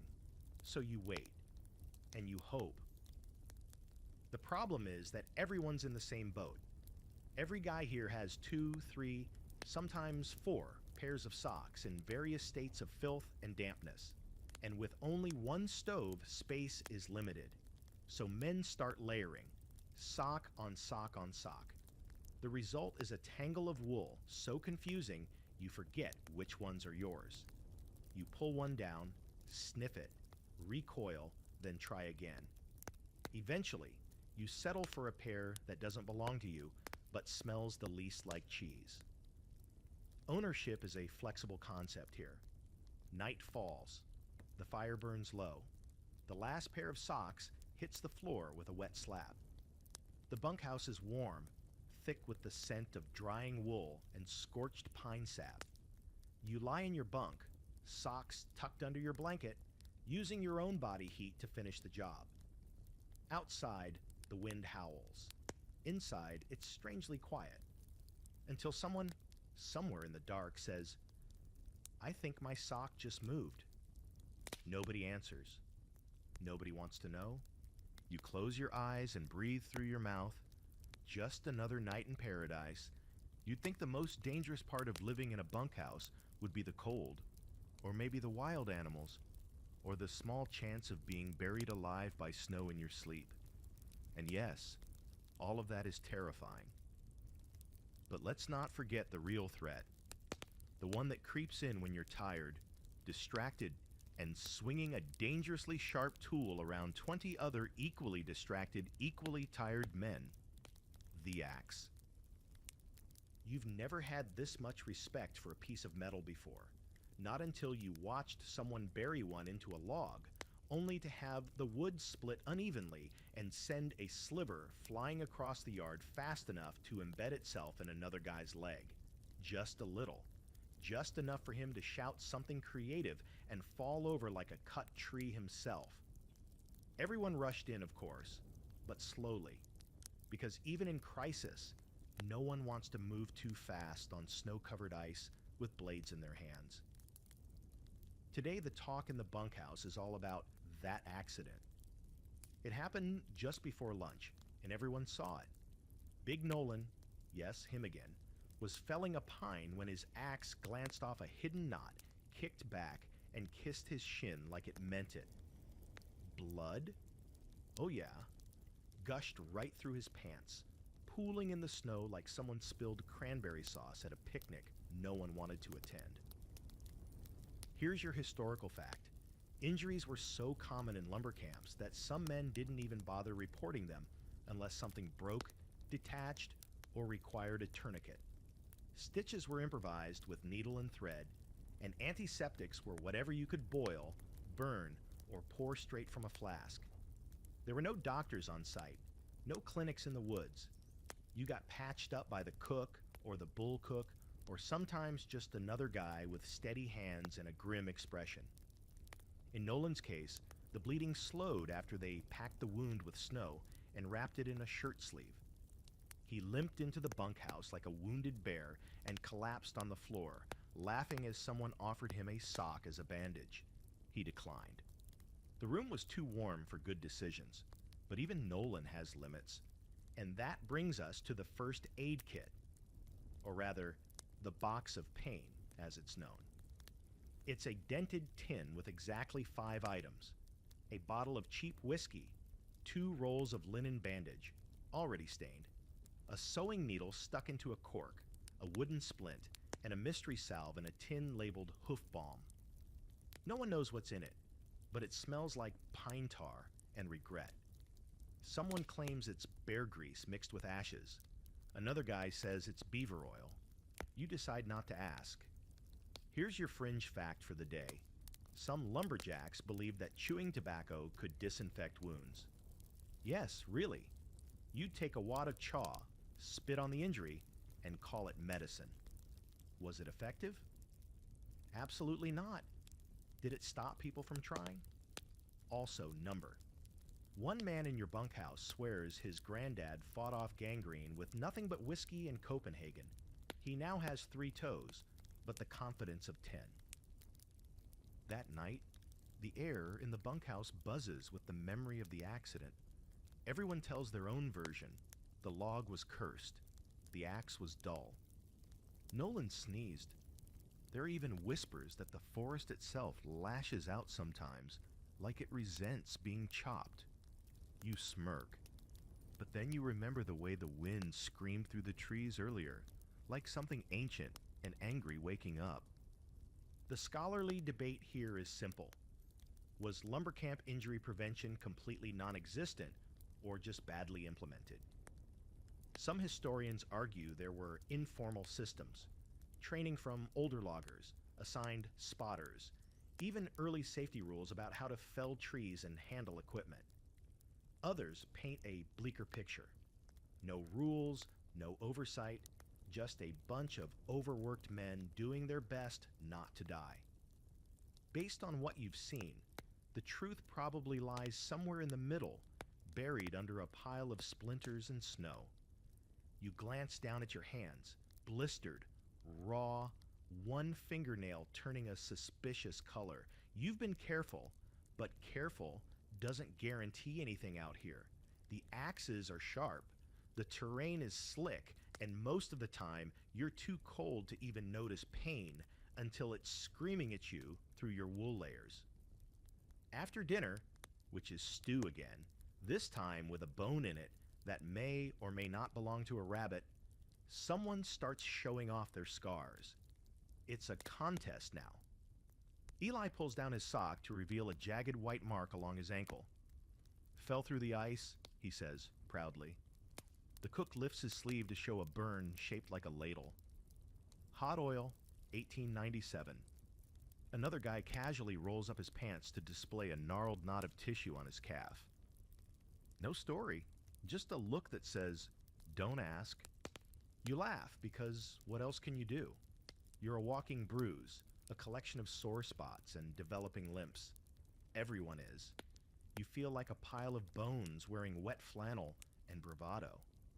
But that's the job. That's bunkhouse life. The pain is part of the furniture. Before bed, you check your axe. Wipe it down. Inspect the edge. Place it carefully under your bunk. Handle out, blade in. A small ritual, but one that makes you feel slightly more in control. You lie down, staring at the ceiling frost, and listen as Nolan snores softly from his bunk, leg propped up, bandage still faintly red. He'll be fine. Probably. You will too. Probably. Sleep takes its time tonight, but when it finally comes, it wraps around you like gauze. You dream of trees that bleed and axes that sing. You wake once in the night to adjust your foot, which cramped during a dream about outrunning a runaway sled. You laugh into your pillow, because somehow you're still here. Bruised, cut, exhausted, but still here. By now you've accepted the fact that personal hygiene is more concept than reality. You wake up smelling like smoke and stew and sleep. You're not sure if your shirt still has a collar or if it's simply unraveled out of shame. Your socks haven't seen true dryness in over a week, and you strongly suspect the undershirt you're wearing is gaining sentience. Still, you tell yourself today is the day. Today, by some miracle, you're going to bathe. Step 1, motivation. You build it up for hours, through breakfast, through the morning's chores, through the deeply philosophical conversation about whether rats can develop personalities. Everyone's got theories. One man swears he saw a mouse dragging a spoon. You listen, nod, and think about warm water. You haven't felt truly clean since autumn. Step 2, securing a bucket. There are 3, technically, in camp. One's full of coal chunks. One has a leak that nobody's fixed because it's considered character building. The third, your prize, is currently being used to soak a pair of trousers that fell into some sort of cooking accident. The cook won't elaborate. You wait. You pace. Eventually, the pants are fished out with tongs, and the bucket is yours. Step 3, acquiring water. This involves a short, freezing walk to the stream. or more accurately, the giant white slab where a stream used to be. You chip away at the ice with an axe, your breath fogging the air like dragon smoke. After 20 minutes, you have water. Sort of. It's slush with a side of pine needles and one brave mosquito encased in ice like a prehistoric fossil. You shrug. Extra protein. Back in the bunkhouse, you set the bucket near the stove and wait. And wait. And wait some more. Everyone's drying their socks again. Someone's laid their entire coat across the stovetop, like it's a roast. The fire burns low, sluggish, exhausted from days of endless demands, but eventually, finally, the water steams. Not boils, just steams enough that you believe it might not kill you on contact. Here's your historical fact. Most lumberjacks didn't bathe often during winter, not because they didn't want to, but because it was borderline suicidal to undress in freezing temperatures. Camps without bathhouses, i.e., most of them, relied on bucket baths near the stove, heated river water, or the occasional snow rubdown. Yes, snow, as a cleansing tool. The early version of a spa exfoliation, but with frostbite. You stake your claim by the stove. The ritual begins, shirt off first, slow, sticky, the wool clinging to you like it knows what's coming. Then the undershirt. Then everything else, down to your last frigid thread of decency. You brace yourself, grab the rag, dip it in the bucket, and slap it across your chest. You immediately regret everything you've ever done. The shock is pure, icy, electrifying. Your lungs refuse to cooperate. Your skin erupts into goosebumps so intense you briefly consider if this is what porcupines feel like. But the worst part, it's not even that cold. You've just forgotten what not cold feels like. You scrub anyway. You have to. Armpits, neck, face, back of the knees. The water hits you like tiny insults. The rag is rough. The steam rising from your own skin feels like shame made visible. Around you, men look on with horror and awe, like you're performing a complicated surgery on yourself with nothing but twine and hubris. Someone claps slowly. Someone else offers a sarcastic prayer. You glare at both and continue. Here's your fringe fact. A few camps built crude saunas, especially ones with Scandinavian crews. They'd stack rocks, pour water over them, and bask in the steam before running out into the snow like joyful maniacs. It sounds absurd. It also sounds kind of amazing. Your camp has no such luxury. Just a bucket, a fire, and a strong will to smell slightly less like a salted goat. Once you're done, you towel off with what's technically a blanket someone cut in half last year. It scratches. It doesn't absorb. It barely qualifies as fabric, but it does the job. Sort of. Your skin feels red and raw, but also strangely invigorated, like you've shed a layer of failure. Then comes the worst part, redressing. Because all your clothes are still cold, you pull on each item like it's being punished. Damp socks, stiff shirt, trousers that now smell more like steam than filth. And yet, you feel reborn. Slightly, marginally. You catch a whiff of your own shoulder and raise your eyebrows. Not bad, you think, in the way a man stranded on an island might find seaweed not bad. The scholarly debate surrounding hygiene in lumber camps is mostly centered on how much it actually mattered. Some argue that poor hygiene contributed to sickness, skin conditions, and low morale. Others believe the cold itself killed off most bacteria, and that as long as wounds were treated quickly, the stink didn't much matter. Most agree, however, that morale improved drastically after a bath, no matter how brief or ineffective it technically was. You sit by the stove for a while, basking in the afterglow of being slightly less disgusting. Your hair is still damp. Your teeth feel cleaner, even though you haven't touched a brush in weeks.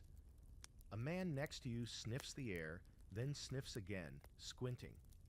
Did somebody bathe? You nod slowly, proudly. He shakes his head like he's seen a ghost. You'll throw off the balance in here. You both laugh. Then he scoots away, muttering about not wanting to be infected with ambition.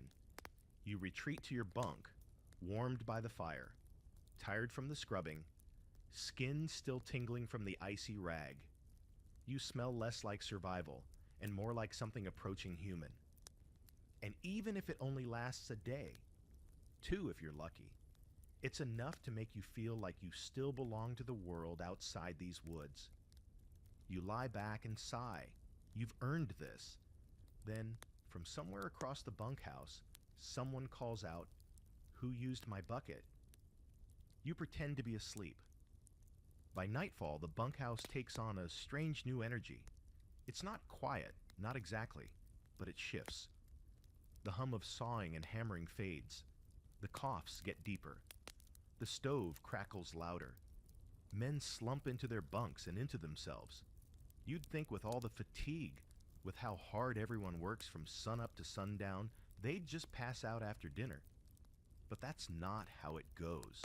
Not in here. Not after a long day in the woods, because after supper and after the nightly sock rotation around the stove, there's still something left in the air. Restlessness.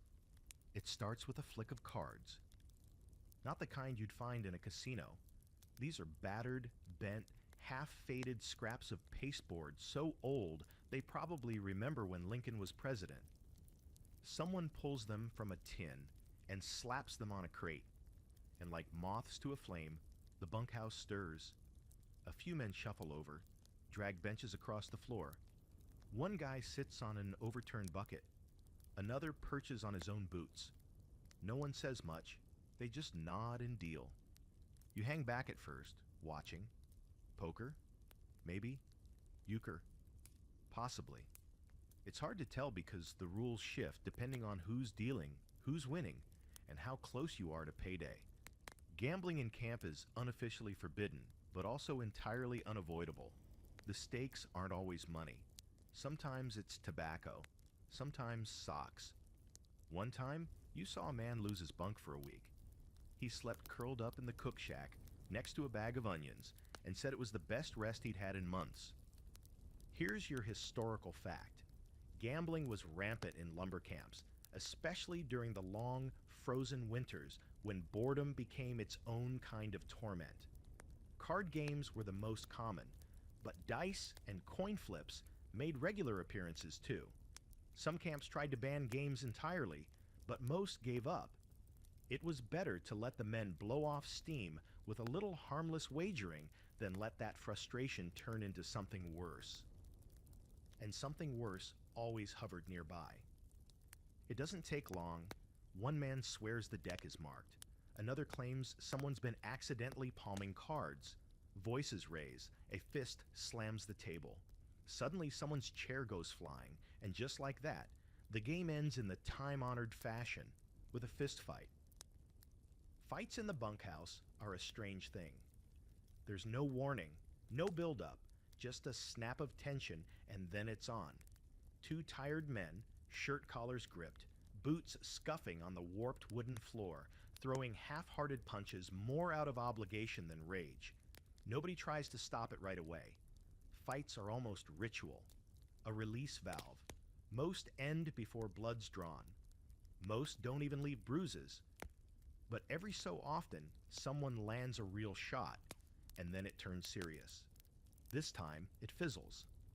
A little shoving, a lot of swearing, and finally someone throws a wet sock at both of them and tells them to go settle it in the snow like civilized men. That gets a few laughs. The cards are gathered, the crate is kicked over. The night shifts again. Now comes the quieter unrest. One guy starts whittling, his knife scraping softly at a block of cedar. He's making a spoon, maybe, or a duck. It's hard to tell, and he's not the type to explain.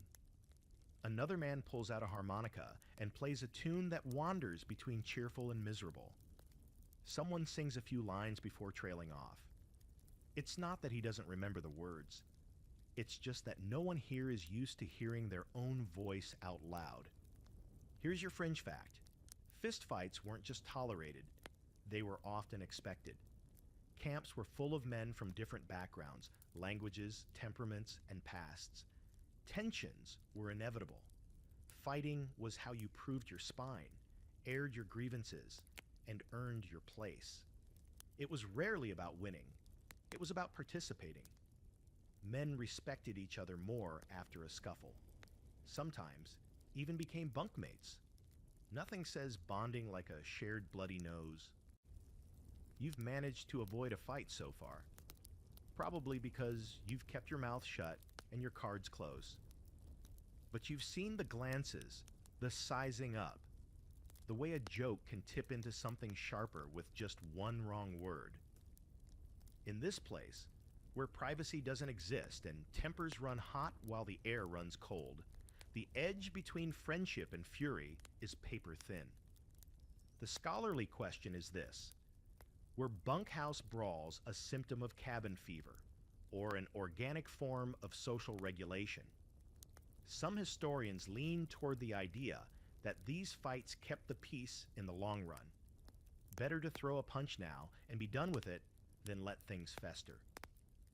Others suggest it reflected deeper issues: class tension, loneliness, trauma carried in from lives before the woods. Either way, the fists flew, and the bunkhouse absorbed it like another log on the fire. Tonight, things cool down quickly. The men who almost fought are already laughing about it, tossing barbed jokes instead of punches. You hear someone mutter, "He hits like a tired goat," and the other just grins. By midnight, the card games are done, the harmonica's silent, and most of the room has sunk into that half-drowsy murmur of bedtime. Someone writes a letter home with hands like claws. Someone else is reading, yes, reading, a tattered penny novel by the firelight, lips moving slightly with every word. You lie back in your bunk, hands behind your head, the noise fading around you. There's something comforting about the bunkhouse now, despite the earlier tension. It's like the building itself has seen so many fights and forgiven so many insults that it doesn't even bother reacting anymore. It just creaks and groans and carries on, like the rest of you. Outside, the wind picks up. The trees groan. Inside, someone coughs in their sleep. And you? You drift off, dreaming of card games you didn't play and fights you narrowly avoided. Because out here, survival's not just about warmth and food. It's about knowing when to swing and when to fold. You never thought snow could be loud, not until it fell for 48 hours straight, blanketing the forest like a grudge and muffling every sound until even your thoughts echoed. And then, just when you thought the world might stay buried in silence forever, came the crack. A sharp, tree-splitting pop somewhere in the woods, followed by a low rumble that sounded too much like a warning. By the time the snow finally stops, the bunkhouse is practically sealed inside a world of white. The door sticks when you try to open it. Not from ice this time. No, this is weight. Raw, suffocating snow stacked up against the frame like nature's own blockade. You grunt, push harder, and eventually manage to wedge it open just enough to squeeze out. The cold hits like a slap. You squint into the frozen haze, and for a second, you can't even see the tree line. Everything's buried. The wood piles vanished. The latrine, gone. Just a smooth, unbroken expanse of snow rising like dunes across the camp. Looks like we're not going anywhere, someone says from behind you. And they're right. Welcome to the lock-in. Here's your historical fact. Winter storms this heavy were more than just inconvenient. They could isolate logging camps for days, even weeks. Roads were impassable. Supply sleds couldn't make it through. And if a camp wasn't prepared with enough firewood, food, or patience, things could get ugly fast. Some men saw it as a chance to rest. Others saw it as a slow, spiraling descent into madness. Back inside, the mood starts to shift. At first, it's almost celebratory. No work, fine by everyone. Axes stay in the corner, boots stay dry. The stove roars a little louder, fed by the last of the inside woodpile. There's extra coffee. Someone even finds a dusty tin of molasses and cracks it open like treasure. It tastes like old nails and sugar, but it's something. The bunks are fuller now. Men stretched out, talking, whittling, doing anything to not be outside. Stories flow faster. Laughter comes easier. For a while, it feels almost cozy. And then the storm day becomes a storm night. Then a storm second day. And that's when the edges start to fray. Here's your fringe fact. There's at least one recorded instance of a snowed-in logging crew in Ontario turning to musical theater to preserve their sanity. No joke. They wrote songs, acted out scenes, and staged a performance called The Ballad of the Blistered Toe. It was considered a success because nobody punched each other that night.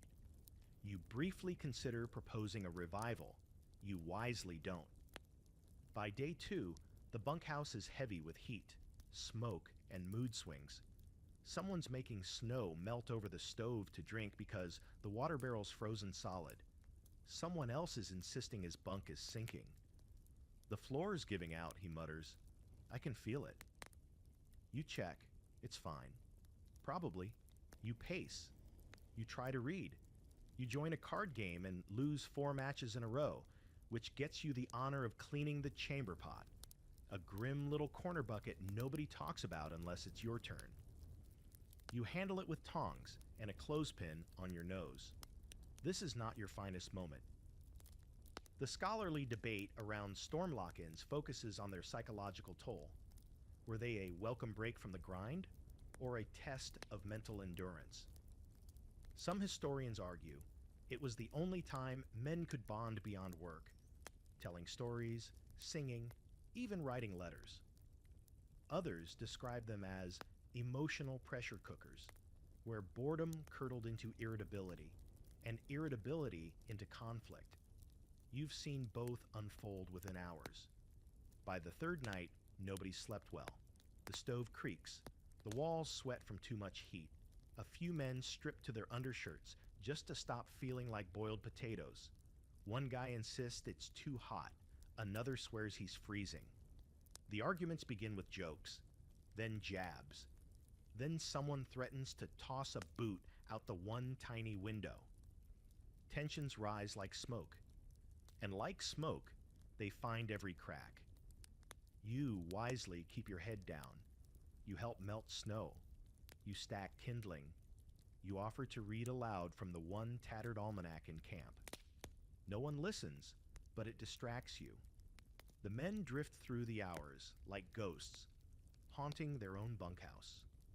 Conversations loop. Jokes recycle. It's like time has stopped and started again in a worse direction. The door, now half frozen shut, remains a symbol of your confinement. One guy keeps trying to open it every hour, like he's testing a jail cell. The snow on the other side presses back. It's a standoff. The door always wins, but it's not all bad. On the 4th day, when the snow finally stops, the light returns. It bounces through the window slits, bright and blue and sharp enough to cut. Someone laughs, not sarcastic, not manic, just laughs at the sight of it. Another starts humming. The mood shifts again, slowly, delicately, like a thaw. You all take turns shoveling the way out, digging through packed snow with shovels, pots, and bare hands. It takes hours. Your shoulders ache, your fingers burn, but the air feels clean. The forest reappears. Trees now glazed with frost stand still and bright. And for the first time in days, you feel like you're outside of something, like you've broken through. Inside the bunkhouse, the heat lingers. The smell of close quarters hangs in the air. Sweat, smoke, and stewed boredom. But there's something else now, too. Relief. You survived being trapped in a room with 20 other people and one bucket. And for a moment, that feels more impressive than felling a tree. The fire's steady again, boots are drying, and your arms are still sore from digging the bunkhouse door out of a snowbank the size of a sleeping mammoth. But you made it. The lock-in is over. The sky's back to its pale blue self, and the trees sparkle like they've been dusted with diamonds. Which would be more magical if you didn't know firsthand that diamonds melt faster than snow sticks to your eyebrows. After so many hours cooped inside with men slowly turning into animals, you finally get to breathe in something other than steamed sock vapor. That alone feels worth celebrating. And of course, nothing says we didn't kill each other like ghost stories. It starts with a whistle. Someone near the stove, whittling a spoon that now resembles a tooth, casually mentions the haunted sawmill he once worked at. You raise an eyebrow, but you don't say anything. You've learned better.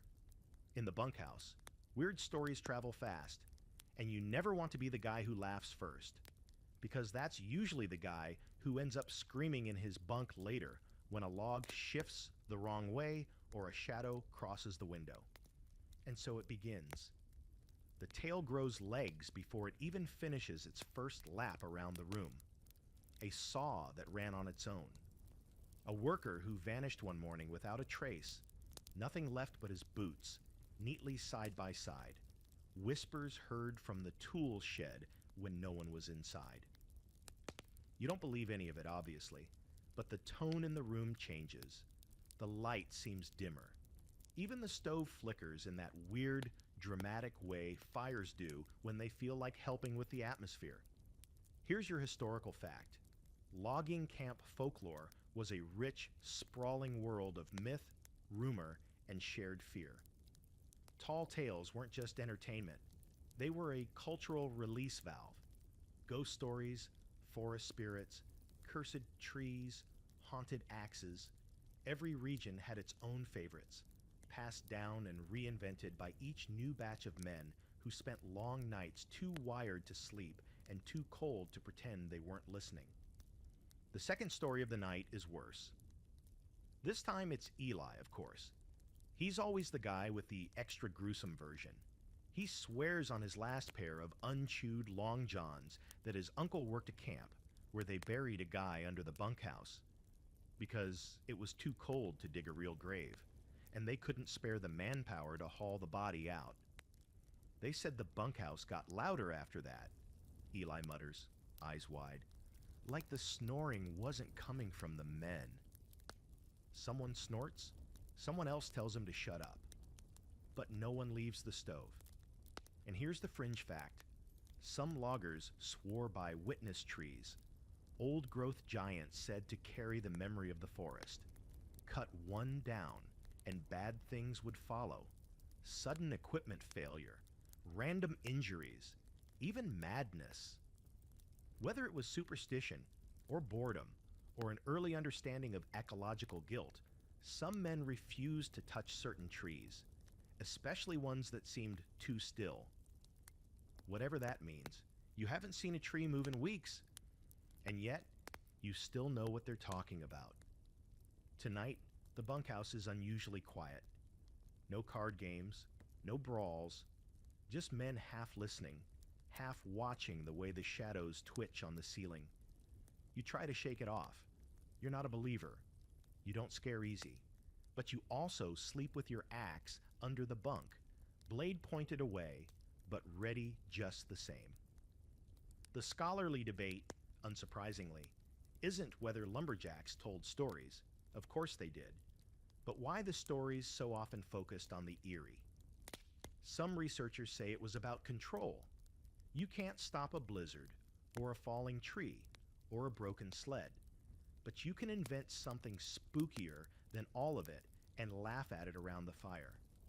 Others suggest it was simply a way to cope with monotony, to keep the mind nimble when the body was broken.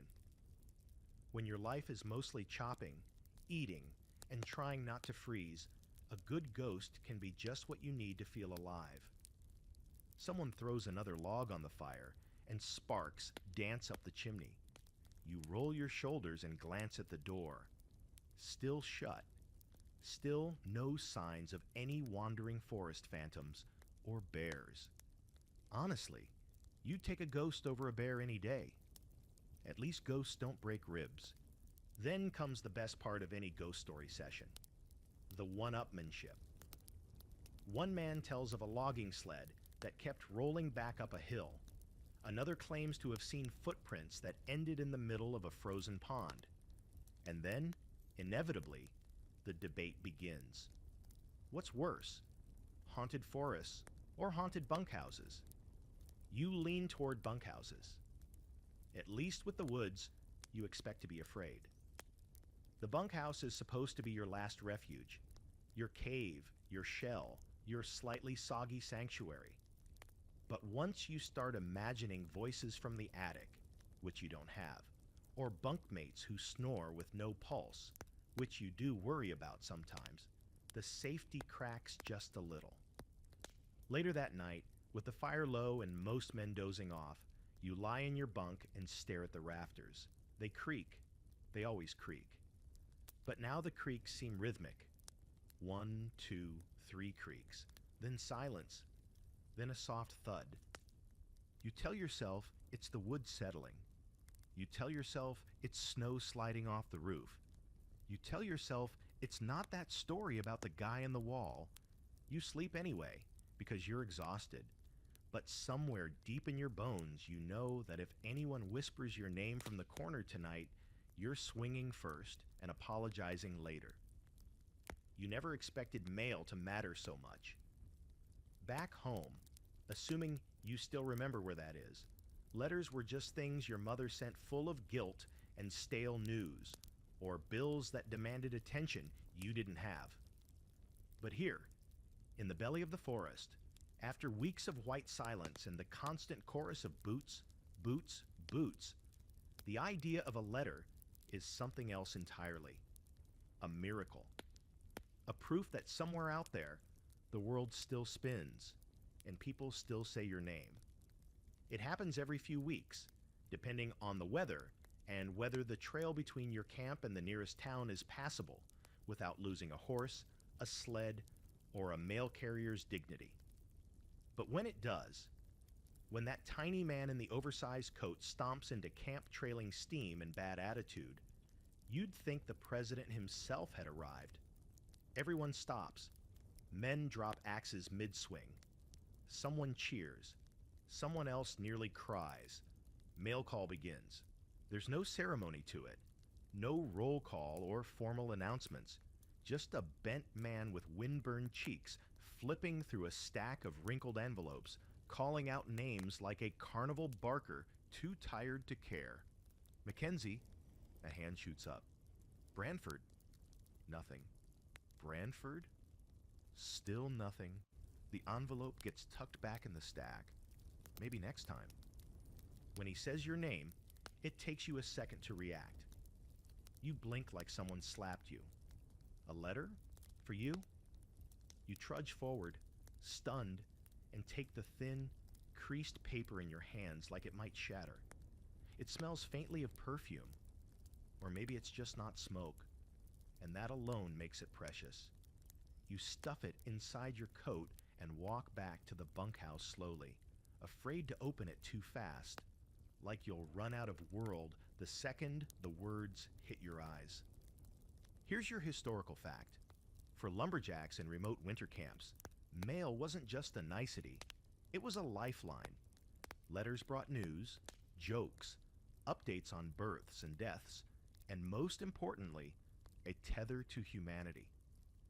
Camps often pooled money to pay the nearest town boy to carry messages in and out, sometimes on snowshoes, sometimes on sleighs. Some even tipped their cooks to sneak letters into outgoing supply sleds. It wasn't organized, but it was sacred. Inside the bunkhouse, everyone's doing the same thing, spreading paper out carefully, holding envelopes near the stove to soften them, reading slowly, out loud if it's good news, quietly if it's not. You crack yours open with frozen fingers and start to read. It's from your sister, or your cousin, or maybe a friend's wife, someone who still remembers you by name and not just as that guy who went off into the woods to chop things and vanish. The handwriting is rough but kind. There's mention of rain, of the town dog who still tries to bite strangers, of someone getting married, though you don't recognize the names. It doesn't matter. It's life. It's language. It's a voice from beyond the pines. And then, tucked at the end, 3 words that hit you harder than a falling pine. We miss you. You fold the letter slowly, press it to your chest, then immediately slide it into your sock for safekeeping. That's the official archive of the bunkhouse, the inside of your left boot. It's not elegant, but it's warm. Someone else isn't so lucky. Across the room, a man stares at his letter like it bit him. Then he folds it once, twice, stuffs it in his shirt pocket, and walks outside. No one follows. There's a silence that settles, not the awkward kind, but the respectful kind. Everyone knows better than to ask. You don't get to choose what's in a letter, only whether you open it. Here's your fringe fact. In some camps, mail sparked real drama. Fights broke out over shared sweethearts.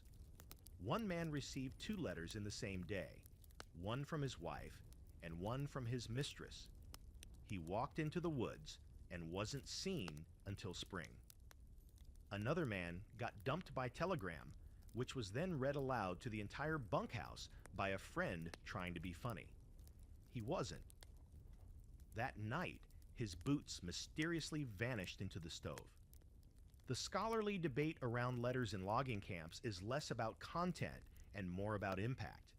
Did regular mail boost morale, reduce desertion, improve mental health? Or did it make things worse by reminding men how far they were from the lives they once knew? Some say it gave them hope. Others say it made the walls of the bunkhouse feel even tighter. You suspect the truth is somewhere in between, like most things out here. A week passes, then 2. The letter in your sock starts to disintegrate around the edges from sweat and friction, but you can't bring yourself to move it. You've read it 20, maybe 30 times. It's memorized now. Sometimes you whisper the words to yourself when you're falling asleep.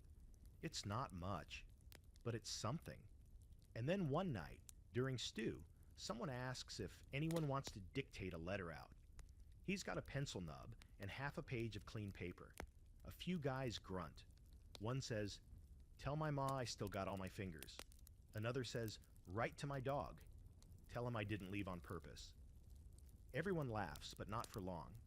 It turns quiet again. Heavy. You consider it. Then you don't. Not yet. But maybe soon. Because someday, the mail will come again. And when it does, you'll want someone out there to know that you're still alive, still swinging an axe, still fighting the cold, still trying to remember your middle name. Still here. You wouldn't think tin cans would be the foundation of innovation, but after enough weeks in a lumber camp bunkhouse, surrounded by limited supplies, excessive boredom, and the collective creative desperation of 24 grown men who've memorized every knot in the ceiling, tin cans become the answer to everything. Need a lantern? Tin can. Need a stove tool? Tin can. Need a cup, a funnel, a shovel, a lockbox, a musical instrument, a rodent trap, a conversation piece? Tin. Can. It starts when you finish a can of beans and hesitate before throwing it in the scrap pile. There's a quiet reverence in that hesitation now. You eye the empty can like it holds infinite potential, because it kind of does. Around you, men are already repurposing them, stacking, flattening, cutting them into strange shapes with knives that should probably not be involved in arts and crafts. The bunkhouse has slowly evolved into a workshop. Along one wall, someone's rigged a lantern out of a can, some soot-blackened glass, and a bootlace. It smokes like a chimney, but gives off a warm, flickering glow. Another man has fashioned a spoon from a can lid and a bit of pine wood. Is it sharp? Yes. Is it dangerous? Also, yes. But it works, and that's all that matters. Here's your historical fact. Recycling, though no one called it that, was essential in logging camps. Supplies were expensive to transport and easy to ruin. So nothing got wasted. Food tins were hoarded and reshaped. Nails were pulled, straightened, reused. Old harness leather became hinges or drawer pulls. Even broken saws got filed down into scrapers or wedges. If it didn't rot or freeze solid, it found a second life. You've taken to modifying your bunk. Nothing fancy, just small improvements. You flattened a few tin lids and slid them under one corner to stop the eternal wobble. You crafted a hook from wire and nailed it above your head, perfect for hanging your gloves at night so they don't end up under someone else's boot. You're even thinking about carving a drawer into the wall for your letter, if you can trust anyone not to use it for jerky storage. And that brings us to your fringe fact. Some lumberjacks were amateur inventors. Entire camp legends formed around guys who jury-rigged complex contraptions from whatever they had on hand.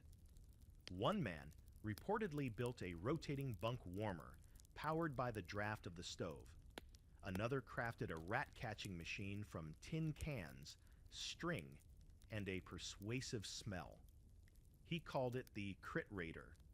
It allegedly caught 3 raccoons and a drunk bunkmate before being dismantled for parts. Of course, not all bunkhouse hacks are brilliant. One guy tries to build a steam hat, a can and cloth contraption he claims will dry his hair faster and protect his brain from frostbite. He places it over a hole in the stovepipe, waits 10 seconds, and then yelps loud enough to make the bunkhouse collectively flinch. The smell of scorched wool and pride hangs in the air for hours. Nobody speaks of it again. He now wears his hat inside out, for reasons best left undiscussed. And here's the open scholarly debate. Were these bunkhouse modifications a reflection of ingenuity born of hardship, or just a symptom of isolation slowly unraveling otherwise rational men? Some argue this creativity was key to morale, proof that even when stripped of comfort and convenience, people will find ways to shape the world around them. Others believe these behaviors were signs of mental exhaustion, like building castles out of crumbs. You think both arguments might be true, depending on how your fingers feel that morning and whether your last attempt at making a knife sheath from birch bark ended in success or band-aids. Meanwhile, one bunkmate's crafting a chess set from carved sticks and tin slivers.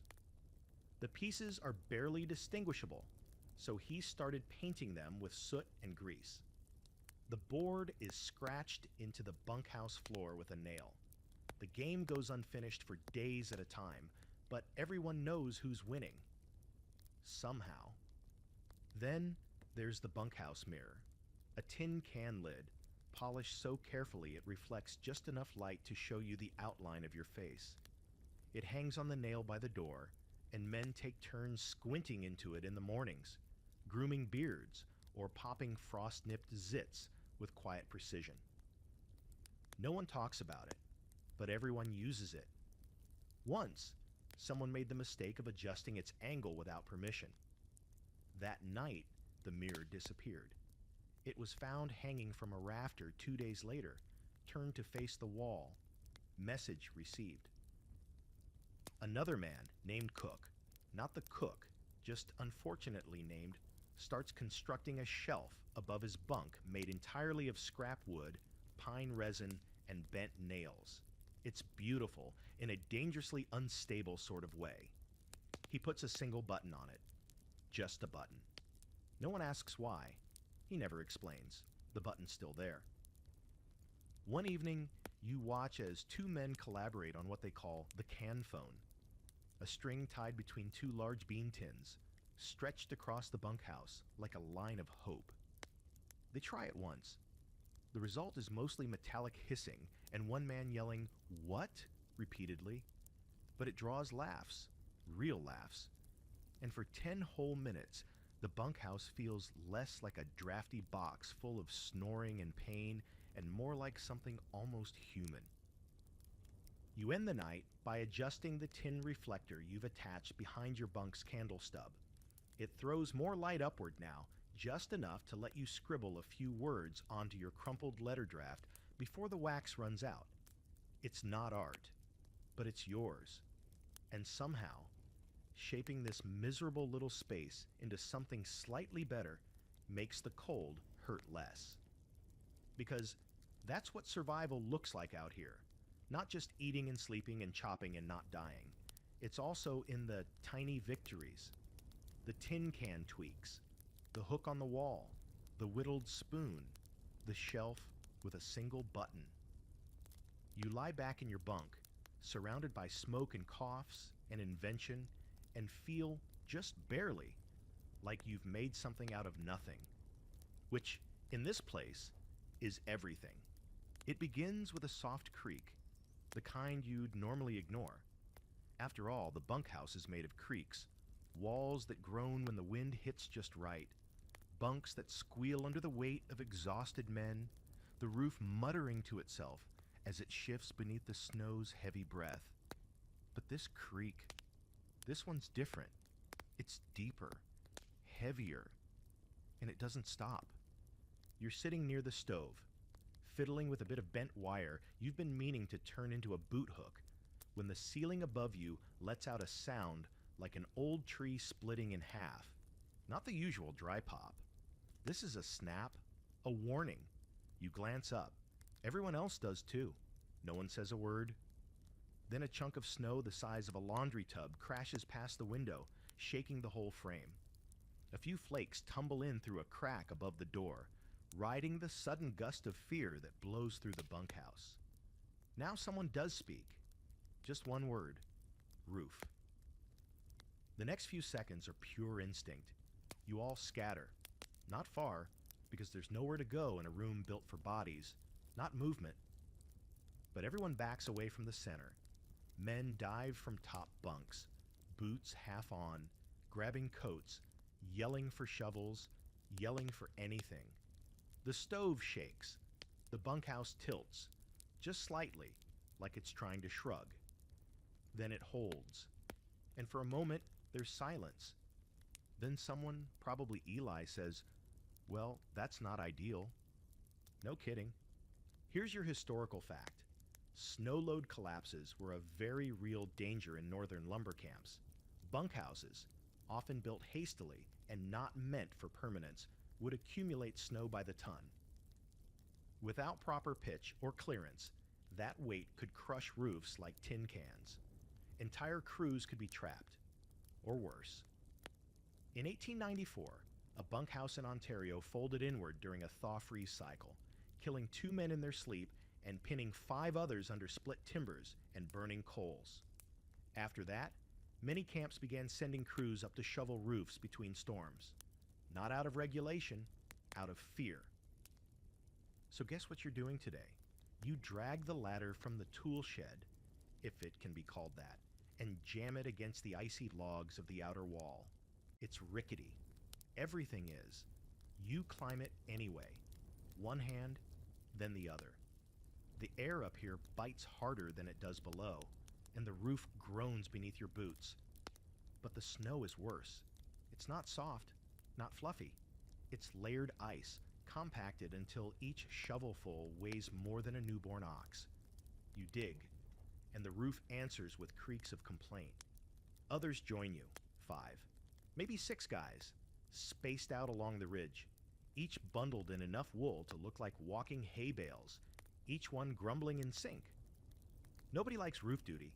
It's dangerous, miserable. One wrong step and you're sliding off into the unknown. But it's necessary, and necessary wins every time out here. You find a rhythm. Scoop, throw, shift. Scoop, throw, shift. Below, the bunkhouse starts to look like an island in a sea of snow, the shoveled paths winding like tiny roads. Above, steam rises from your back. You forgot what sweating feels like when the air is this cold. It's almost relaxing, in that exhausting way only a lumber camp chore can be. Until someone yells. The snow near the far corner collapses underfoot, revealing a hidden dip in the roofline. A man named Jonas goes down to his knees, flailing, barely catching himself before he vanishes into the hole. Shouts echo. You rush over. He's okay. Shaken, muttering something about his foot being swallowed by a ghost, but otherwise fine.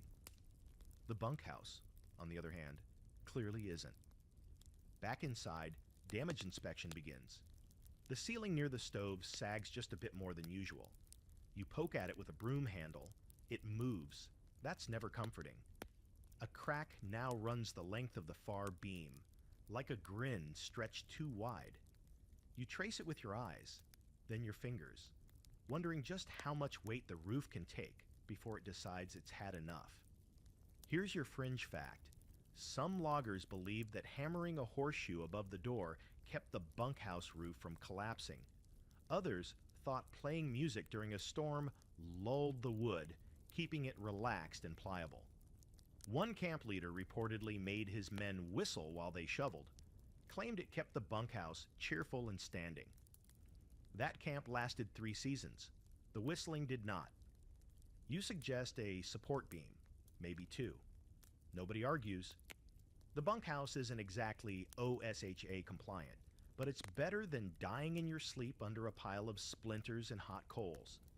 You scavenge timber from the tool shed and a few fallen logs from near the latrine, wood that should have gone toward next week's fire. You notch it by hand, drag it inside, and help wedge it beneath the sagging joist. It takes 3 men to hammer it into place, and the moment it locks, the entire roof seems to breathe easier. Or maybe that's just you projecting. Either way, no one dies tonight. That's a win. The scholarly debate around bunkhouse collapse prevention is more practical than poetic. Were crews trained to recognize signs of structural fatigue, or did they just fix things after a close call?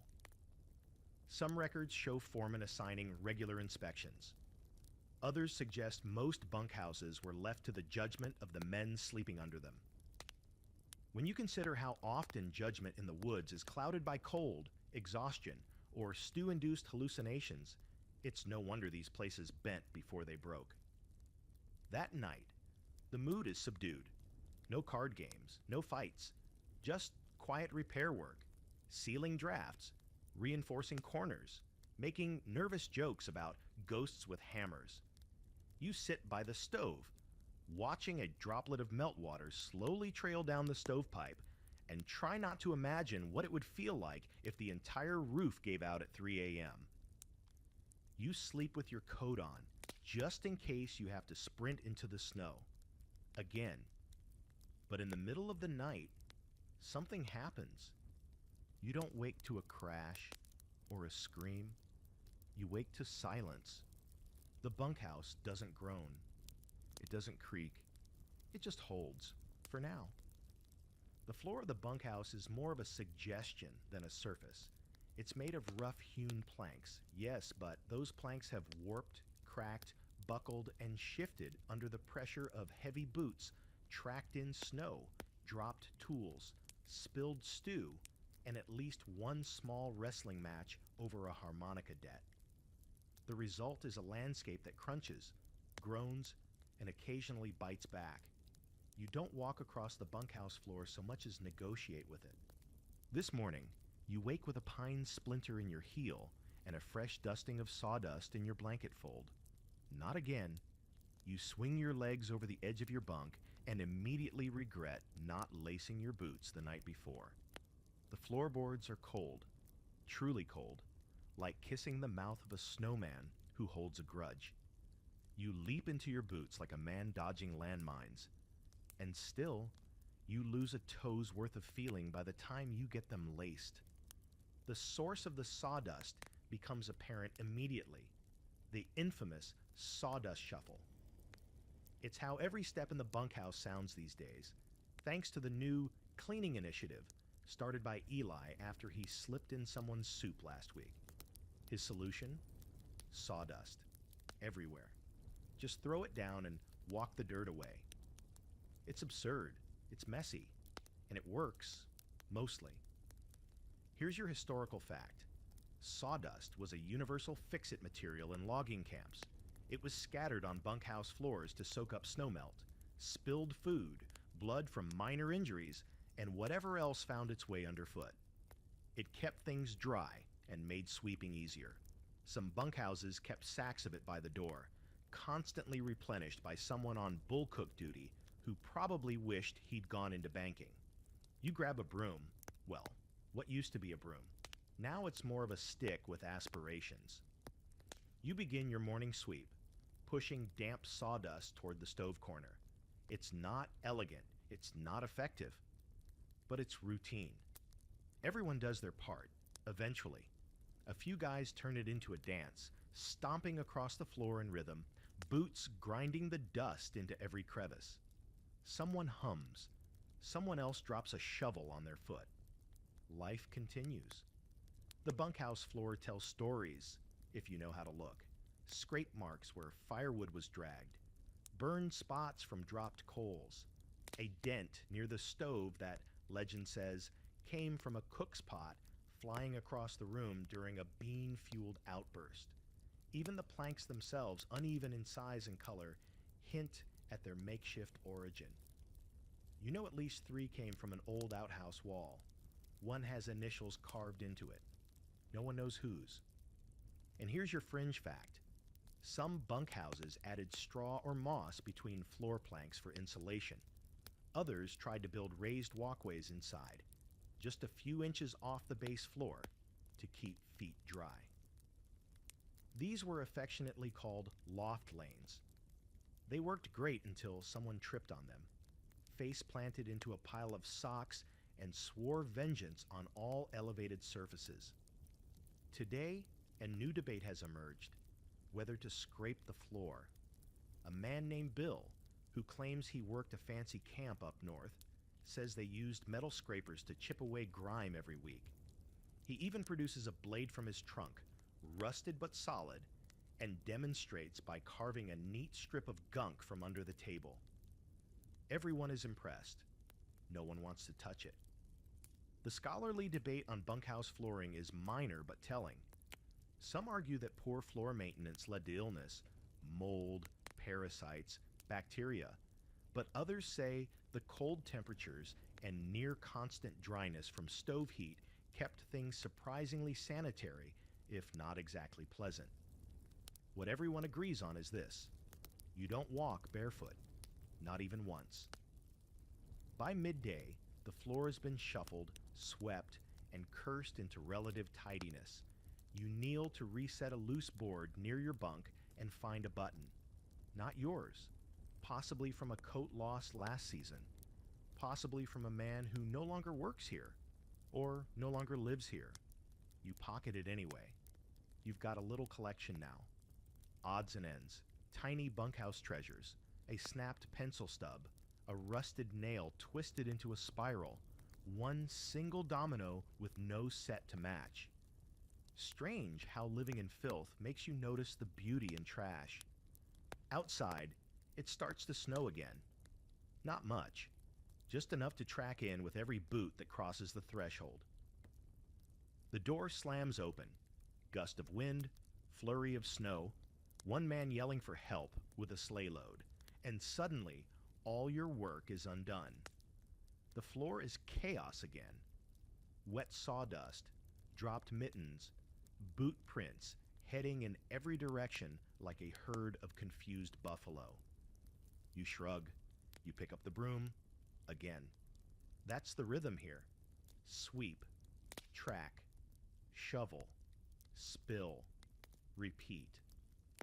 That night, you lie in your bunk, staring at the ceiling, wondering what the floor will look like in the morning.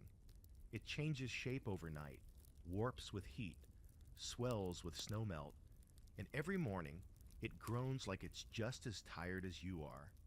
But it's your floor.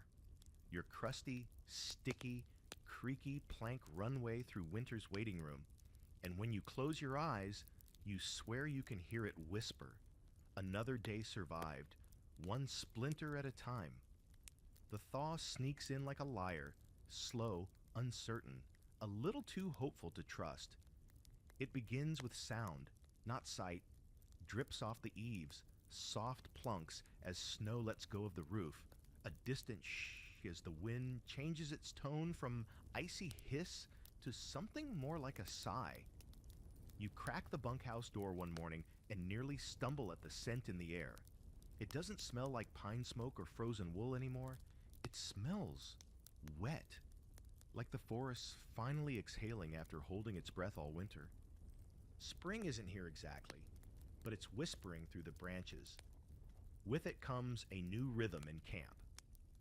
The days stretch longer. The men move faster, like they've been wound up too tight, and suddenly there's room to breathe again. Snow melts into slush. Slush turns into puddles. Puddles into lakes. The bunkhouse shifts from a winter fort into a kind of swamp raft, half floating on mud, held together by nails and stubbornness. The roof leaks. Again. You wake up one morning to a steady drip, drip, drip landing on your blanket. You roll over. Another drop hits your cheek. Your body reacts before your brain does, kicking you out of bed and onto the now soggy floor with a thud. Water from the melting snowpack above has found its way through the cracks, soaked the moss, and decided to build a colony in your top bunk. You spend the next hour patching the ceiling with a hunk of tarp and some wax-soaked cloth you'd been saving for emergencies. Apparently, now qualifies.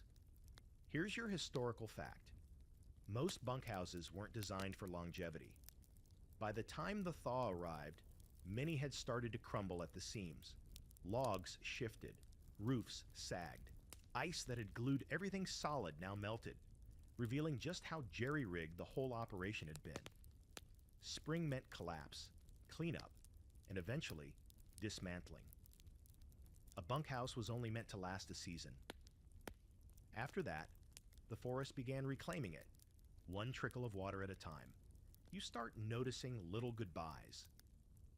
One guy begins packing his things, his spare socks, his whetstone, a wooden figure he carved during the snowstorm lock-in. Another finally throws out his one-eyed mittens and announces he'll be wearing real gloves again by May. It feels premature. The snow still lingers in the shadows, but there's something in the air now. A promise. The cook starts serving lighter meals, almost like he's anticipating the end. Fewer beans, more bread. You overhear talk of summer plans, returning home, joining another camp further north, maybe even doing nothing at all. "I might fish for 3 months straight," one man mutters, leaning back from the table with molasses in his beard. "Or sleep, or both." The bunkhouse begins to empty itself gradually. Not in bodies, everyone's still here, but in spirit. Socks don't hang to dry quite as often. No one bothers fixing the broken nail in the far bench anymore. That chess game scratched into the floor. Abandoned mid-match. The queen went missing, likely stepped on, likely tossed into the stove. No one complains. Everyone's mind is somewhere else. On dirt roads, riverboats, front porches, clean beds. And here's the fringe fact. Some camps had a send-off ritual for the bunkhouse itself. The last night before disbanding, men would gather to burn scraps, drink whatever was left of the good stuff, and carve their initials into the wall above their bunks. In some abandoned cabins still standing today, those initials can still be found, faded but proud. A sort of grave marker for the season. You catch yourself tracing a design into the log by your own bunk. Absent-mindedly at first. A symbol, a date, a name that still matters to you, even after months of smoke and snow and sleepless nights. You don't carve it, not yet, but you think about it. The scholarly debate around seasonal transitions in logging camps focuses on how the men handled reintegration into normal life. Some claim the thaw caused emotional unease, men becoming restless, reckless, or melancholic at the thought of leaving behind the strange fraternity formed in the cold. Others argue most were eager to forget it all and rejoin civilization. But every memoir, every scrap of journal, seems to carry that same undertone. Leaving the woods doesn't feel quite as good as you expect. Today, your job is dismantling the woodpile. What was once the beating heart of the bunkhouse, the fuel for every fire, the warmth that kept you human, is now a stack of damp logs and scattered splinters. Some pieces are rotten, some are still frozen solid. You sort them anyway, piling the salvageable ones under a tarp for next season. The rest, you burn. Not for heat, but for closure. Inside the bunkhouse has started to echo again. With fewer wet boots clomping around, fewer pots clanging, and less shouting over who stole whose gloves, the place sounds hollow. You hadn't noticed how much noise made it feel full. That night, someone proposes a last bunkhouse feast. The cook digs deep into the stores. Salt pork, flour, canned peaches, saved for something special. And the room buzzes with energy you haven't felt since before the worst of the cold. You eat like kings, laughing with mouths full, drinking from mismatched mugs, listening to one last harmonica tune that sounds suspiciously like the same song he's been playing since December. You lie in your bunk afterward, full and tired, boots already packed. You run your fingers over the grain of the log beside your head and think about carving something after all. Not for anyone else, just for yourself. A record, a mark that says, I was here. I made it. Outside, the snow melts a little faster. Inside, the bunkhouse dreams its last few dreams. Soon, this place will be empty. But tonight, it's still yours. No one really wants to talk about it, but the haunted bunkhouse exists. It's not your bunkhouse. Thank whatever frozen forest gods still look out for lumber-sore shoulders and half-frozen brains. But it's close, less than a day's sled ride, tucked deeper into the pine-thick stretch just north of the ravine. You didn't even know it was there until Jonas, the same man who once tried to invent snowproof matches with wax and a bad attitude, started whispering about it over dinner. Just dropped it into conversation between bites of pork and whatever stew, like he was mentioning the weather. They left it, he said, spoon-tapping his bowl. Mid-season. Left everything. Tools, coats, even a kettle still on the stove. Said it weren't safe no more. At first, no one responded. Then Eli snorted and said, You mean they left 'cause their roof caved in? Nope, Jonas replied. Roof's still there. I seen it. And just like that, the haunted bunkhouse was back in circulation. The story changes depending on who tells it. Some say a man died in his bunk, and no one noticed for 3 days, until the stink started curling toes. Others claim it was a murder. One bunkmate took an axe to another after a bad hand of cards, and no one ever found the body. The real spine-crawling version, though, the one that sticks in your head long after the fires died down, goes like this. They found something in the woods one night, something old. Not a bear, not a wolf, not a man, just something. After that, nothing felt right in camp. Men stopped sleeping. Tools went missing. One morning, all the saws were found bent into circles like a blacksmith had a tantrum. Then someone tried to burn the bunkhouse. It didn't catch. So they left. Here's your historical fact. Bunkhouses, like any hastily built structure in the deep woods, didn't always last. Some were abandoned mid-season due to flooding, fire, bad lumber runs, or financial collapse. But others, scattered and scarce, were left under stranger circumstances. Oral histories from Maine, Michigan, and parts of Quebec include references to cursed camps where men refused to stay after certain events. These stories never made it into official ledgers, but they lived on in whispers. One man in your camp, older, quiet, built like a knot of hickory, claims he spent one night in that bunkhouse.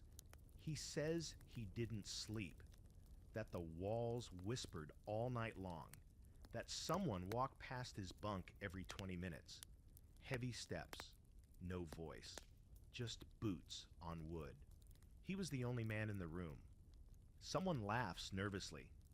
Maybe it was your heartbeat. The old man doesn't smile, just says, "Then I got a heartbeat with frostbite and a pair of steel-toed boots." That night, the bunkhouse is too quiet. Every creak feels suspicious. Someone knocks over a boot, and half the room jerks awake. You keep your back to the wall. Not because you believe in ghosts exactly, but because you've seen what this place does to the mind. Cold gets in your bones, but loneliness, it seeps deeper. Here's your fringe fact. A few remote camps had bunkhouses that were formally avoided, even after being rebuilt. The trees around them grew stunted. Tools rusted faster. Stories of bad places were treated with cautious respect. In one bizarre case, a camp was moved half a mile just to avoid rebuilding on the same ground. The old bunkhouse stood empty for years until a forest fire finally took it. The scholarly community argues over this kind of thing. Were these tales just psychological reactions to harsh conditions and prolonged isolation? Was it cabin fever amplified by shared fear? Or did something deeper fuel these persistent superstitions? There's a theory that humans, when removed from civilization for too long, start assigning personality to the wilderness. Not just awe, but intent. The woods stop being background and become aware. That theory makes your skin crawl a little. A week after Jonas's story, a small group decides to see the haunted bunkhouse for themselves. They leave early, taking sleds and supplies. You don't go. You don't say why. You just don't. You sit by the stove that night and try not to imagine what they'll find, or what might follow them back. They return late, snowy, tired, faces unreadable. They don't speak much. Eli tries asking what they saw. No one answers. But the next day, one of them carves a symbol into the beam above his bunk.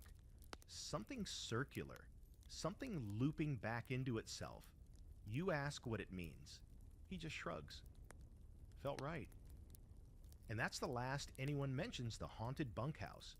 You go back to chopping, back to splitting wood, cleaning your bunk, boiling your socks. But sometimes, when the wind howls a certain way through the trees at night, it sounds like words. Not your language. Not any language. Just syllables built from ice and loneliness.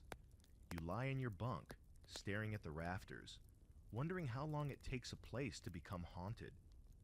Wondering if it's about death, or just memory. Because you've seen things, heard things, felt cold where there shouldn't be cold, laughed a little too hard just to shake off the feeling that something was watching, and you're not even sure what's scarier, the idea that a bunkhouse could be haunted, or the idea that this one already is. The old ways are coming back, just not quite how you remember them. It starts when a crew of reenactors shows up one morning, puffed up with bravado and Instagram ambitions, their boots barely scuffed and their flannels still crisp, like they were ironed over a campfire. They spill out of a wagon that's been modified to look period authentic and immediately start posing beside axes they haven't swung and trees they have no intention of felling. You watch from a distance, coffee in hand, face expressionless. You've seen trees smarter than this group. They're here to recreate the experience of a real winter logging camp. Or so they tell anyone who'll listen, which frankly is nobody. They've brought cameras, notebooks, a drone, which they claim is just for orientation, and an idea of bunkhouse life that seems to have been based entirely on sepia-toned photos and daydreams. You don't judge them, not too harshly, but you know what's coming. It always plays out the same way. Here's your historical fact. During the 20th century, especially after logging became more mechanized and less personal, a romantic view of the old lumberjack lifestyle emerged in pop culture. Festivals, reenactments, even old-timer storytelling circuits helped preserve the memory, but also softened it. The brutal realities of bunkhouse life, cold, injury, isolation, boredom, got tucked behind tales of brawny men and tall trees. Reality got mythologized. The reenactors out here now, they're part of that long tradition, though perhaps with more camera equipment and fewer blisters. Within an hour, their cheerful energy starts to fray. One guy has frost-nipped fingers from forgetting to dry his gloves. Another is whimpering quietly over a splinter in his palm. Someone tried to light a fire with birch bark and a smile. Someone else brought sustainable granola instead of beans, and now everyone hates him. A woman bundled in what looks like a fashion-forward sleeping bag stares at the bunkhouse with genuine horror. Is this where they slept? You smile into your coffee. They start asking questions. Too many. What did you use for pillows? You didn't. How long did a bunkhouse last? Not long. Were there ever women in the camps? Rarely, and usually only as cooks. Did people really go months without bathing? You nod solemnly and take another sip. They look vaguely ill. Here's your fringe fact. In some 21st century recreations of logging life, people have tried to live for a week, or even a month, using only tools and methods from the 1880s. Most fail after 3 days. One group made it 6 before frostbite, and interpersonal disputes over porridge forced them to pack it in. The longest record was 20 days, and even then, their bunkhouse had insulation and discrete Wi-Fi. You offer to show them how the stove works. They accept, gratefully. You open the firebox, prod the coals, shovel in some dry wood, and give the bellows a few patient pumps. The flame catches like it's missed you. A few of the group huddle close, their confidence dripping away with the melting snow on their sleeves. They try to sleep in the bunkhouse that night. You know because you hear them tossing and turning. One guy mutters about something crawling on his blanket. Another complains the stove is too hot. Then it's too cold. One brave soul attempts the top bunk and spends the whole night groaning with every creak of the rafters. Someone, probably Granola Guy, snores with the stuttering drama of a man dying in slow motion. By morning, they're pale-eyed and glassy. You ask how it went. No one meets your gaze. One girl says, "I think I slept on a nail." Another adds, "Something bit me, and I don't want to know what." You nod. Welcome to the club. They last 2 more nights. By the end, their flannel is filthy. Their camera batteries are dead, and the bunkhouse looks like it's chewed them up and spit out the clean parts. Before leaving, they gather their things, silently. No speeches, no summary reflections. One guy does carve his initials into the bunk post. Another takes a charcoal rubbing of the stovepipe. A few offer thanks, half sincere, half traumatized. Then, as they load their wagon and roll out, someone turns and asks, "Why'd you stay?" Like, why would anyone do this for real? You pause. You could explain the pay, the escape, the sense of freedom in the woods, the brotherhood that forms when the world forgets you exist and you're left only with each other and a stack of trees to destroy. But instead you say, it teaches you what matters. When nothing's easy, everything means more. They stare for a moment, then nod, and leave. Here's the scholarly debate. Is modern reenactment a form of historical preservation or performance tourism? Some argue it cheapens the experience, reducing real hardship into cosplay. Others claim it's a way to connect, to walk or stumble in the boots of those who came before. You think the truth, like a lot of things out here, sits in the gray space in between. Later that evening, the bunkhouse feels oddly still.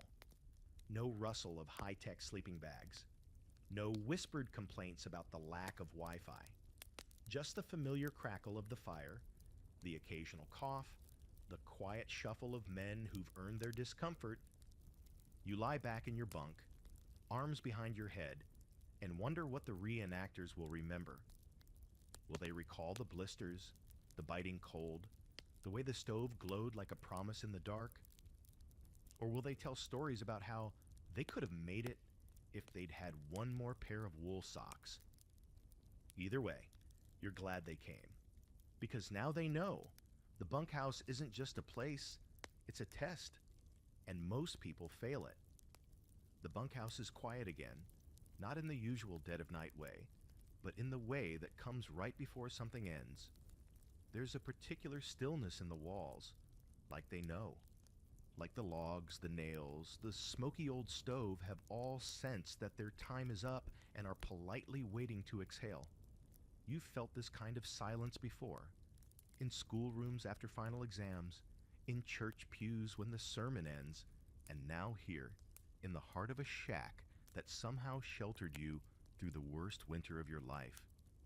You wake early, not from cold or noise, but because something inside you can't sleep. The others are still out, most of them anyway. One man is already packing. Another is outside, probably saying a long goodbye to the outhouse. You sit up, stretch, and let your boots hit the warped, splinter-strewn floor one last time. Today, the bunkhouse gets dismantled. It doesn't happen ceremoniously. There's no speech, no salute, no final whistle.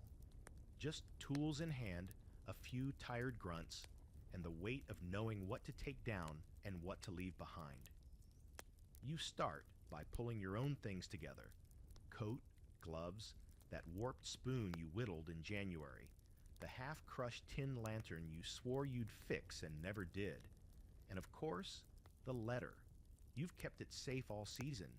It still smells like smoke, but it's yours. Here's your historical fact. At the end of a logging season, bunkhouses were often broken down or abandoned. If the camp planned to return the following year, they might leave them standing, boarded up and locked.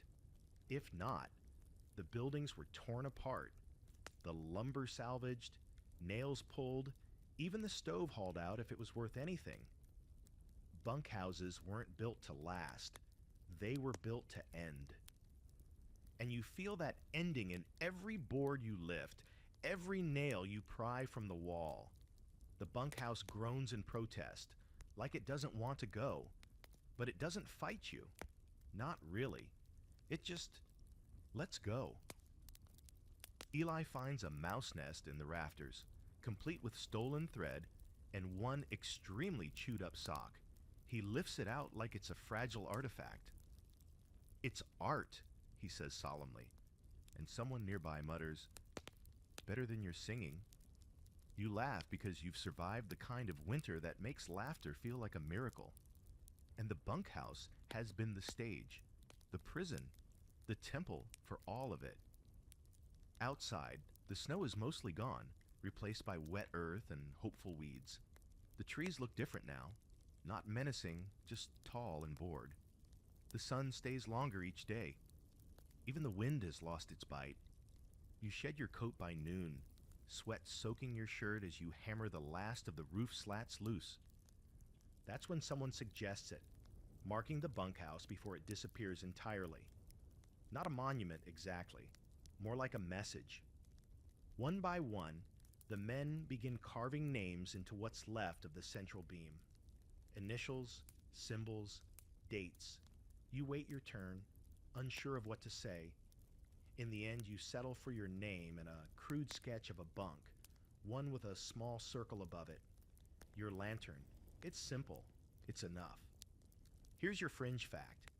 Some former loggers returned years later to visit the ruins of their bunkhouses, only to find their initials still there. Others discovered carvings they hadn't made, added later by people who had no business being there.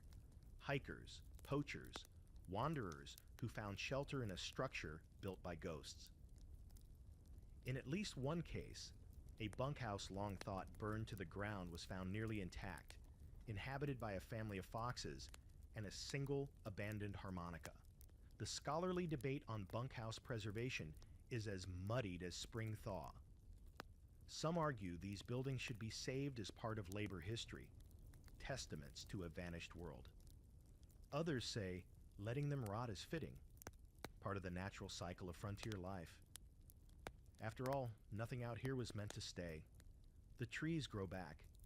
The roads disappear. Even the names fade. Only the stories remain, told in campfire smoke and bunkhouse breath.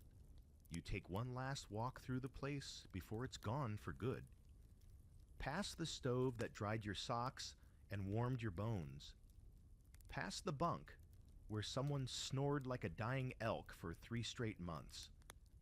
Past the hook you hammered into the wall for your gloves. The beam you leaned against while pretending you weren't freezing. And the corner where you almost fought someone over stew. You run your fingers over the cracked window frame, over the ridge where frost used to gather thick as butter, and think, this was home. Not forever, but long enough to matter. You load the last of your things onto the sled. The bunkhouse, now half dismantled, leans like an old man. You turn back once more. No one says goodbye, but everyone feels it. The season is over. The cold is leaving. The trees are still standing. And you? You've changed. Harder in places, maybe. Softer in others. Smarter. Hungrier.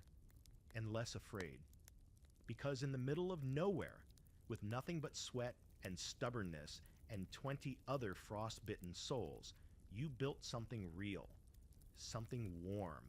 Something you'll carry for the rest of your life, no matter how far you walk away. That was the bunkhouse. That was you. So now you're back where you started. Sort of. You're no longer in the bunkhouse, not physically anyway. The snow's long melted. The aches have dulled. Your coat doesn't always smell like smoke. But there's a version of you still up there in the woods, half shadowed by pine trees, feet thawing by the stove, a tin cup in your hand, and a letter tucked inside your sock. That version lingers. Maybe always will. Because something happens when you live through that kind of cold, that kind of close-quartered chaos. You come back changed. Not in the loud ways, but in the quiet ones. You notice the feel of a dry blanket. You appreciate the taste of hot stew that isn't gray. You watch the wind in the trees with a little more suspicion and maybe a little more respect. The bunkhouse was never meant to last. Just walls, a stove, some bunks, and a door that didn't quite shut. But what it held, that lasted. Brotherhood, grit, the terrible snoring of men who hadn't bathed in a month. The laughter of a joke so bad it looped back into brilliance. The crackle of the fire on a night so cold you forgot your name. The kind of memory that carves itself into the grain of your bones. So if you ever hear someone talk about the good old days in the lumber camps, nod, smile, let them have their legend. But know the truth. It wasn't the logs or the axes or even the trees that made it real. It was the bunkhouse and the people inside it. Thanks for sticking with me through the snowdrifts, the ghost stories, the stew disasters, and the steam hats. Sleep easy tonight, warm and safe, and slightly more grateful for your mattress.